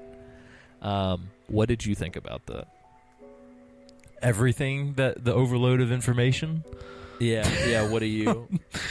When did this? I mean, did you play it like before we recorded the podcast, or like have you digested it? Like, A lot of it was, I mean, to be honest, you guys had kind of filled me in on a lot of it, whether you spoiled it knowingly or not. So, I mean, a lot of it really blew me away, but I sort of had that inkling, like information in the back of my head from talking with the past games with you guys on MGM and whatnot. You guys kind of threw out little tidbits of spoilers here and there about bits of information, but this kind of like globbed it all together, and I was like, oh my gosh. And then I was like, oh my gosh. Because it was a lot of information. And I'm not going to lie, some of it didn't stick. A lot of it was like, because she, like you guys said, she kind of just flies by and just throws information at you. I was like fucking pausing like every sentence, Yeah. and I was like, hold on, Big Mama, I gotta write this down. Like I was like a court stenographer. Like I was just like flying through these She notes. just says it like you know exactly, you know everything that she's saying, and she's like, and this is how it worked, and then blah blah blah blah. And in between all of these, Snake's just going, what? like every 2 sentences, he's like, who? He's just playing with the Mark II in the corner. What? I'm trying to bump into your shin. I wish you could do that in every cutscene. Just like press like the button to activate the Mark II. that'd be hilarious. It's like he's sitting there with his little PS3 controller going. I can make him jump. Yeah, Snake's just like, tell me which one to punch. That's all I care about. What's going on? But yeah, it's super cool though. Like I liked all the artwork and stuff. There was one fun moment where she was like, and that's where I met Snake. And Snake's like, Snake. And she's like, yeah, your dad's code name was also Snake. Naked Snake. And Snake's like, oh, okay. Like it was just like, and then he gave you his code name. And it was like, okay, cool.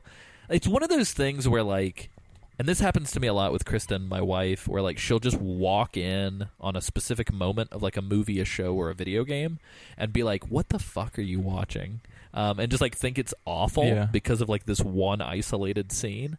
I feel like this scene right here quite possibly might be the most polarizing scene in the entire franchise, because when you watch this Eva sequence, you're either like completely drunk on nostalgia and all of the hairs on your body are standing up, or you don't know anything that this person's talking about and you're like, what the fuck is this? This sounds awful. I think if you're the person that played this game first, this bit is just, and then blah blah blah, did the blah blah blah, and then the blah blah blah blah blah blah, did the blah blah blah blah blah.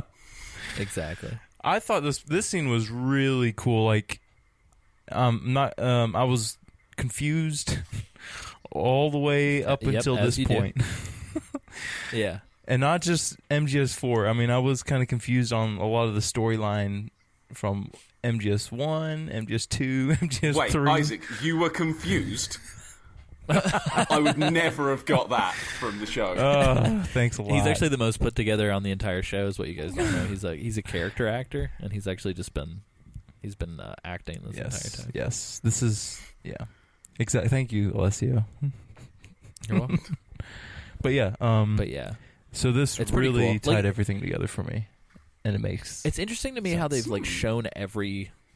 So in the timeline, I feel like damn near every year of this world has been fleshed out, if not in front of us, then at least discussed. I feel like if I were to like throw my hat in for like a weird like Ground Zeroes-esque like mini campaign for them to like make, I feel like Snake rescuing Eva in Hanoi and then bringing her to join the Patriots would be a really fucking cool thing to like see happen. And it's weird to me like that the beginnings of the Patriots is like this weird part of the history that never actually gets shown to us ever. Because like by the time we're done with the entire series, it's like we see like 90% of Big Boss's life, but it's super weird to me that like we don't see this like very pivotal like window. Well, I don't think there'd be much game there. That's true. Yeah, it would be like a Telltale presents The Patriots. Yeah, that'd be cool. I'd be down with that. Metal Oh, Gear. and the choices Patriot. are you can choose like, well, what do we make everyone else say? And you can choose which vowel, la li lu, or like it's us, the lu la lu lu li li. That doesn't sound right. That'd be It's amazing. like a puzzle game. That's true. But yeah, and so yeah, it's interesting. I feel like between Big Boss like rescuing Gray Fox and Big Boss like rescuing Eva and like all these other characters, it's like kind of cool to weave these like tall tales about this like crazy man who's just like wandering the world. You could even play the tall tales that Zero spread, you know, of that time Big Boss fought off an army of sharks. That would be fun to play. That would be amazing. They should just call them the tall tales of Big Boss's life. Yeah. The boss tales. Boss if you will. That time Big Boss took down all of Australia. Yep. The Australian Big Boss War. I remember that Yeah. in 2072. The snakes are bigger and dangerouser. The dingoes are all self-destructing. It's crazy. But, Dingo Hound. oh no. But yeah, so Crikey, yeah, I mean, Snake, that's, this is a stealth mission. Patty, how fast did you get whiplashed during this sequence the first time that you played it many moons ago? So first up, this is really cool because I it's been kind of cool hearing Isaac, like what you say about kind of following it and kind of actually getting this bit. Almost, it sounds like you get it. Because when I played this the first time, you know, I consider myself a big fan of the series, but I didn't do like a run through of the series before playing this. I just got Metal Gear 4. I was like, right, let's fucking get it on now. Play the video game. Get it in me. You know, put the... No, let's not divulge into that. Insert directly into eyeballs. We're not talking about snakes at this juncture. Yeah. No. So I was really into like, yes, fucking play it. So I'm watching, and then all this stuff was kind of going bam, bam, bam, and I'm just jaw on the damn floor because a lot of this I hadn't made those connections. You know, I hadn't made the oh shit, the Patriots are Snake and Zero and Sigin and what Exactly. You know, and the Dr. Clark stuff. You know, was like, what? Hang on. Oh, I always thought Dr. Clark was a man, just because we live in a weird male-centric society, I guess, and you just assume... Or like every character in MGS1 that has a character model besides Sniper Wolf and Meryl is a dude. So it's just like... You just assume, you just don't assume. you? Yeah, exactly. And it's kind of cool kind of hearing Isaac, so you get it, because you've been playing these things and analysing them closely over the last year and a half. You know, you've had it in you. It's similar to what I've had personally with here we go, Dark Souls. Yay. Yay, 2 hours in and we got the reference in. I'd love to talk to you about how Dark Souls 3 has anything to do with anything, because I cannot wrap my head around that. But that I can is do it for in a different time. Do it in 2 words. It doesn't. No. But yeah, so when I played Dark Souls 1 for the first time, with CJ playing along, the very first few episodes of our show, the first 20 episodes of me playing Dark Souls 1 for the first time, because we were talking about it, because we were analysing it, I feel like I was getting it faster than if I just played it on my own. Like, the fact that you guys have been talking about it and talking it through, I think, yeah, like you say, Isaac, you've got a better ground for kind of just getting this stuff because you've been delving in detail and you've had that continued thing. There's not been a 5-year gap. That's true. Between games. We've forgotten it all again. You know, like, if you'd have asked me during Metal Gear 2, like, during Metal Gear 4, explain Metal Gear 2. I go, there was a sweet boy and he ran around an oil rig and then they hit Manhattan and then computer stuff happened. Yeah. And that's why I would have cried. Otacon Oh my cried. gosh. There was the best hug ever. Yeah. There was like a Predator level bro moment in that game. The best video game handshake ever. Oh, I love it. Yeah, of all time. And the way they throw the hand away and go for the hug, and I'm like, oh! Those dudes. Yeah. God! That's bro goals. Like, that's a goals moment there. To be able to just like clock hands and then just throw it away and just go for the hug because you're secure in who you are. Exactly. You know. Snake knows. He slept with like 90% of the women on the planet, allegedly. So, he's done but yeah, because of your close read, like you get it. My first run, I didn't get it. I was like, I was picking things up, but they just throw so much at you. By the time you finish, you're like, okay, now what? What? Whereas this time on this run, it's amazing. Like, it just like it starts flying out. You're like, yeah, they laid the groundwork for that. Do I think they knew where this was going at the end of Metal Gear 2? Hell no. Yeah, I don't agree either. Yeah, Why would they have done I the agree with 200 you. Yeah, the 200-year-old Patriots thing? Fuck off. yeah. You did not plan that. Don't talk shit. Yeah, I will say, if anything, I feel like at least by the end of MGS3, they kind of knew what they were gonna do. Yeah, I think they had that plan. They knew where they were going to go, and like you alluded to earlier, it looked like Metal Gear 3 was going to be the last one, and then it obviously wasn't, but they kind of laid some subtle groundwork hints in there that you could kind of see, there's some links going on, and then this is obviously the game where they explore those links, and really, I mean, this Metal Gear 4 feels like, right, we are tying this thing off, we're putting a bow on this damn game, and it's done. We're going to leave no stone unturned, we're going to talk about every little thing that's happened, and we're going to tie a big old bow, and that's Metal Gear 4, and this is my present to you. Yeah, and I would say, like, realistically speaking, like, when MGS4 is done, you could probably quit playing Metal Gear games at that point and, like, have all the information that you need. Speaking of information, I'd like to know your thoughts on this. So, now you've played, once you've played the games through, obviously a lot of us played them in release order. Yeah. Would you advocate someone playing in chronological order or not? So the last time, other than when we started the show, like right around the time that we started the show, I actually finished playing the games in chronological order. How does that feel? Because I really enjoyed it, but the whiplash of Metal Gear 1 and 2 happening like in the middle of that is like very intense. Yeah. See, for me, it would have, my sort of point on this is that while they say when you play it in chronological order, you get the story in chronological order, I don't think that's necessarily true. I think the way that the story has evolved from Metal Gear 1 through 2, through 3, the way that these things have been drip-fed, I think to play Metal Gear Solid 2 after 3, after they've laid all that ground for the Patriots, and then go, yeah, they're 200 years old.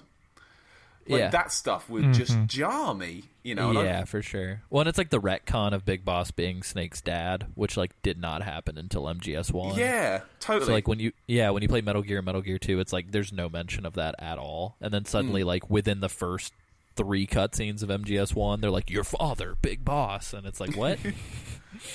Yeah, so I've always been of the opinion that, like, for me, the proper order to play them, I always felt should be release order. For sure. Personally, you may disagree. That's fine, but I feel that's like how I always. I feel like the show's kind of a testament to that too, though, because like that's the approach that we've taken with the show, and I feel like it's lent itself to be easier to talk about this way.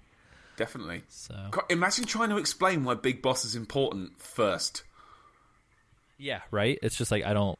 Yeah, it'd be bizarre. But yeah, like I think for all intents and purposes, like by the time the credits roll for MGS4, like. Really, the other games in the series, like Peace Walker and 5 and Ground Zeroes and I guess Metal Gear Rising is the only thing that's kind of like after, but it's kind of a spin-off. The core games in the franchise after 4 like are totally just there for like, hey, are you curious about that Big Boss shit that everybody was talking about? That's pretty much it, in my opinion. Like, I think Peace Walker and 5 do a good job of like adding more stuff to the universe to make it fun and engaging and great to play. But I think for all intents and purposes, if you finished 4 and you were like, okay, I understand this entire story now, thank you, that would probably be totally fine as well. You know what I mean? But you're missing out on arguably, I think, some of the better games in the series, because Peace Walker and 5 are pretty great. So, but yeah. So, I don't know. 5, when I say great, I'm going to put that in quotes. Mechanically, it's great.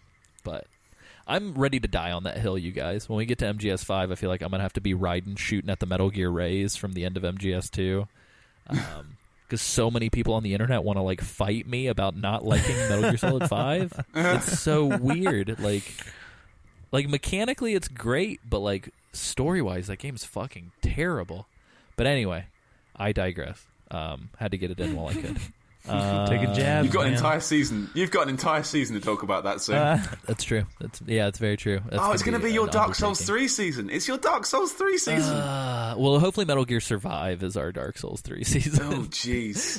Oh, I've just been sick in my mouth a bit. You reminded me that exists. Oh. Ugh. But yeah, I'm trying to suss out where in the fuck I was going with all of this conversation about this stuff. We're lost. But I will say this: the rest of Metal Gear Solid 4 is pretty great. I think Act 4 is great. The second half of Act 3 is pretty great as well. I don't know; it's just good. It'll be fun to see everything kind of come to its logical conclusion. Yeah. The end of Metal Gear Solid 4 is, from this point on, the whole game really is, hey, do you like Metal Gear Solid? So do we. This is for you. Yeah, pretty much. Yeah, from Enjoy this point, this. Yeah. Yeah, from this point on, it's just like, hey, we heard you like Metal Gear, so we put Metal Gear in your Metal Gear, so you can Metal Gear while you Metal Gear. Like, but to quote an old meme, yes. Anyway, I think that's about it. Closing statements on what we've already played was that it was a lot. I do want to ask. I remember now. So I've got a question for both of you guys before we wrap everything up and kind of do our plugs. So we've had a couple fans in the past ask us to do like a full-blown story retrospective kind of episode. I don't know if the games lend themselves well to that. Like if we went through the plot beat by beat from like the beginning to the end. Whew. Like what the yeah, that just feels like an awful thing to listen to. Yeah. It is kind of what you're doing here though, in a way. It's like what the whole show is, as opposed to just like trying to cram it into an episode. Fast forward through the game bits. Yeah. The gameplay and just listen to the cutscenes, yeah. Yeah, I just don't even know like how you would package an episode like that. Like where do we start? How do we talk about it in such a way that it's not just you listening to somebody droning on information? Like, read a fucking Wikipedia article. Like, come on. Get out of here. So, I don't know. I don't know if that would be engaging for a listener or not. Maybe we can find a way to make it fun to listen to, but I don't know. There's so much going on that you can't really skim over specific stuff. This stuff has built up, and a sort of consciousness has kind of developed over the years. Yeah, no, I mean, truthfully, under the White House. I'm blown away that GW stands for George W. Bush. Actually, I'm kind of blown away that Kojima is actually able to keep up with all this nonsense. And like, granted, some things got retconned and things have been changed and stuff like that. But like, the fact that anybody was flying by the seat of their pants and doing this is mind blowing. Mm-hmm. Yeah, and the fact there's no real. By the time we finish, I don't think there's that many plot holes, really, by the time it's finished, are there? Yeah, they use, like, every part of the animal in this meal that is prepared for us. Like, every aspect has been, like, salvaged and utilized in some way. So, yeah. Well, unceremoniously, that's been the episode. When we pick back up, we will hopefully be having Patty back, along with Sam, the best pod boy. The best pod boy. I really want to, because the next chunk contains sort of my absolute favourite Metal Gear content, I think, ever. Yeah, I think Sam agrees with you on that as well, so we are trying to make sure that we can find a way to fit everybody in. Also, it's been too long now. I think this is episode 3 without Sam, and holy shit, does this feel very different without Sam. I miss Sam. So, yeah, hashtag Team Sam. Well, cool. So before I go through my crazy laundry list of things to plug, Patty, where can people find you on the internet? They shouldn't. I'm off the grid. Yeah, I'm unplugged, man. I'm out of the system. I've turned my nano machines off. Fuck you, SOP. How are you gonna get out of train stations now? It's fine. I'll just poop. It'll be fine. You just awkwardly stand there with a cigarette. Yep. Until someone comes to help me, because I wasn't paying attention. So you can find me on the Twitter, it's at Paddy Stardust. Because, hey, look, Metal Gear Link, I really like David Bowie, and I made that username when I was really young. And, David Bowie kind of is in Metal Gear mostly now. So, awesome. Yeah, that's true. Did you at some point say, actually, it's not Paddy Stardust, can you just call me Paddy Zero? Oh, Christ. Oh, I will now. Change a Twitter name. There we go. Can you imagine how amazing it would be if he was still Major Tom? Like, if they were like, Major Tom, they were just like, Big Boss, from now on we're going to refer to you as the Action Man. and now we've got Major Tom versus the Action Man. Jeez, like playing with like plastic toys. Oh no, you're right. Speaking of toys, so if that isn't enough, you can also follow my podcast I make with my cohort CJ.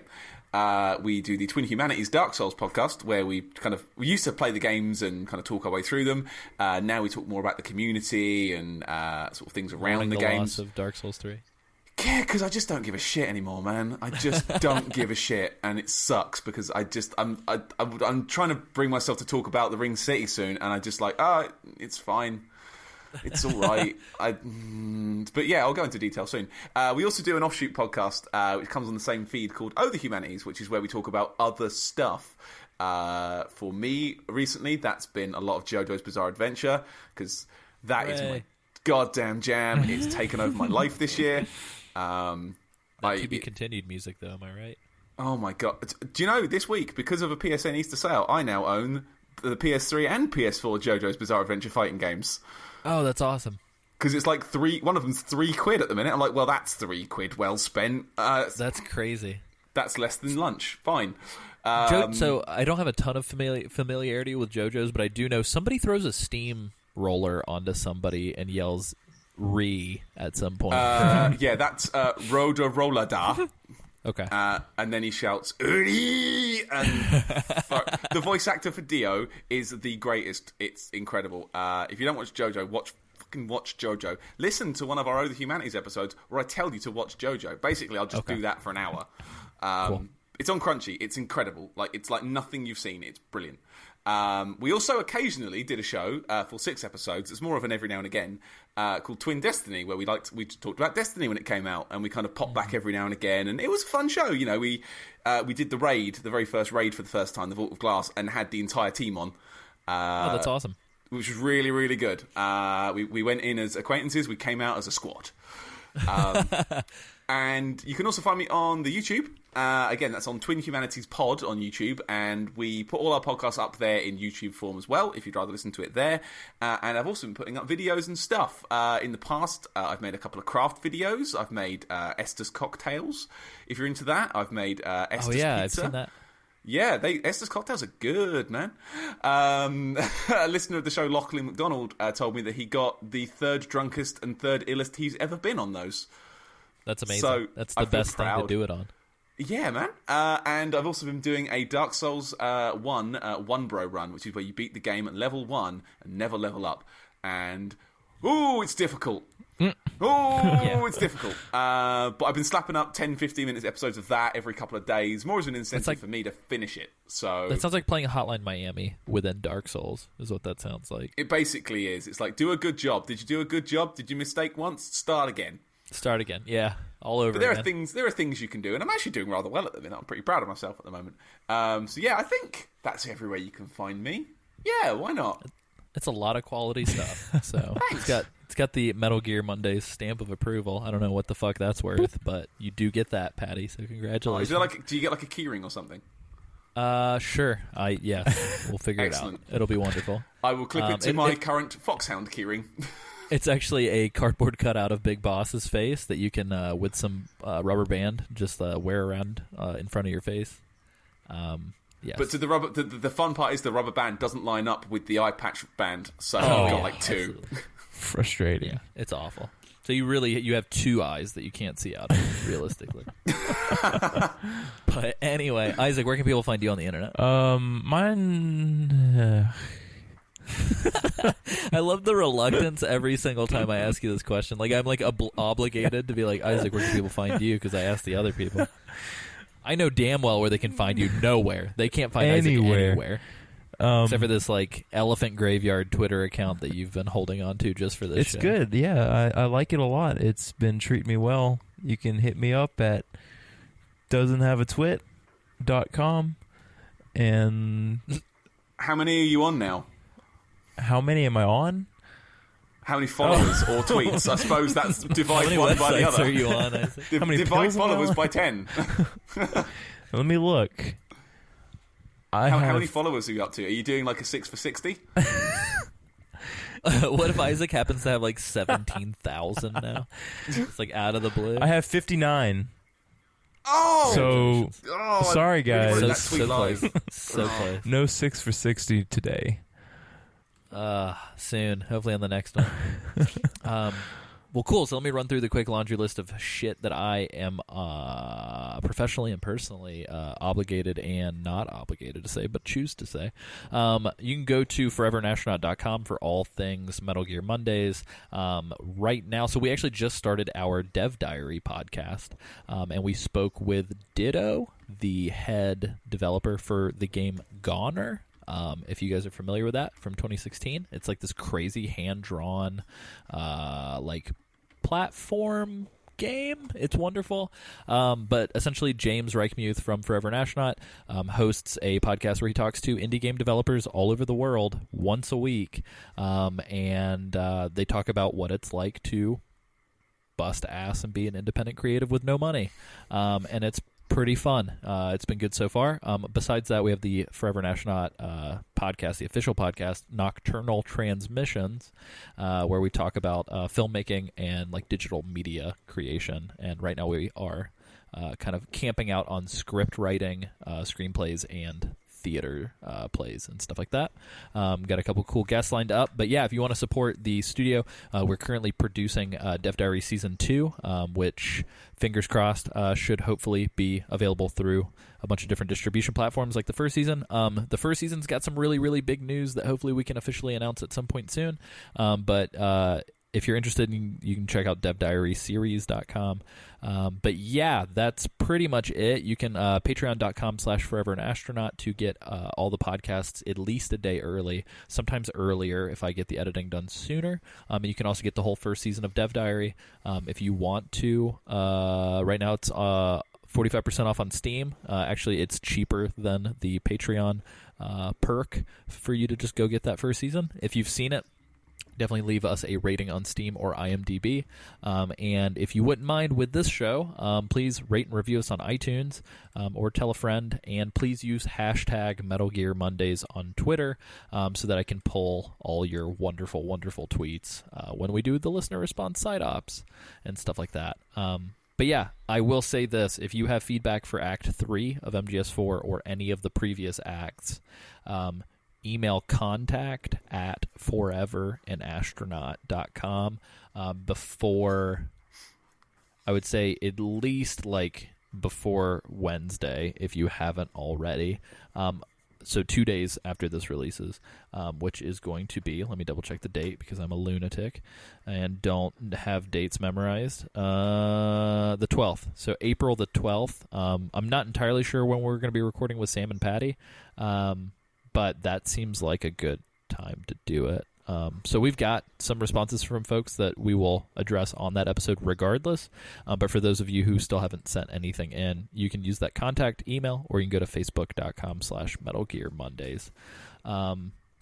That's it. Patty, do you want to take us to the hole? Well, yeah. Well, I do have something I'd like to talk about. I've got a story that happened the other day. Okay. Okay. Well, you see, the thing is, right, so first I was afraid. I was petrified. I was just looking for a thing to hide Old Snake inside. So first I tried an oil drum, but that turned out to be dumb, because Johnny's tum had made some smells come out his bum. I threw it out, and Snake then hid behind a wall, but it was small, and Snake decided to get rid. He found a flat thing stuck behind an open door. It's made of cardboard, and Snake set it on the floor. That sneaky fox. It's just a box! Just a box.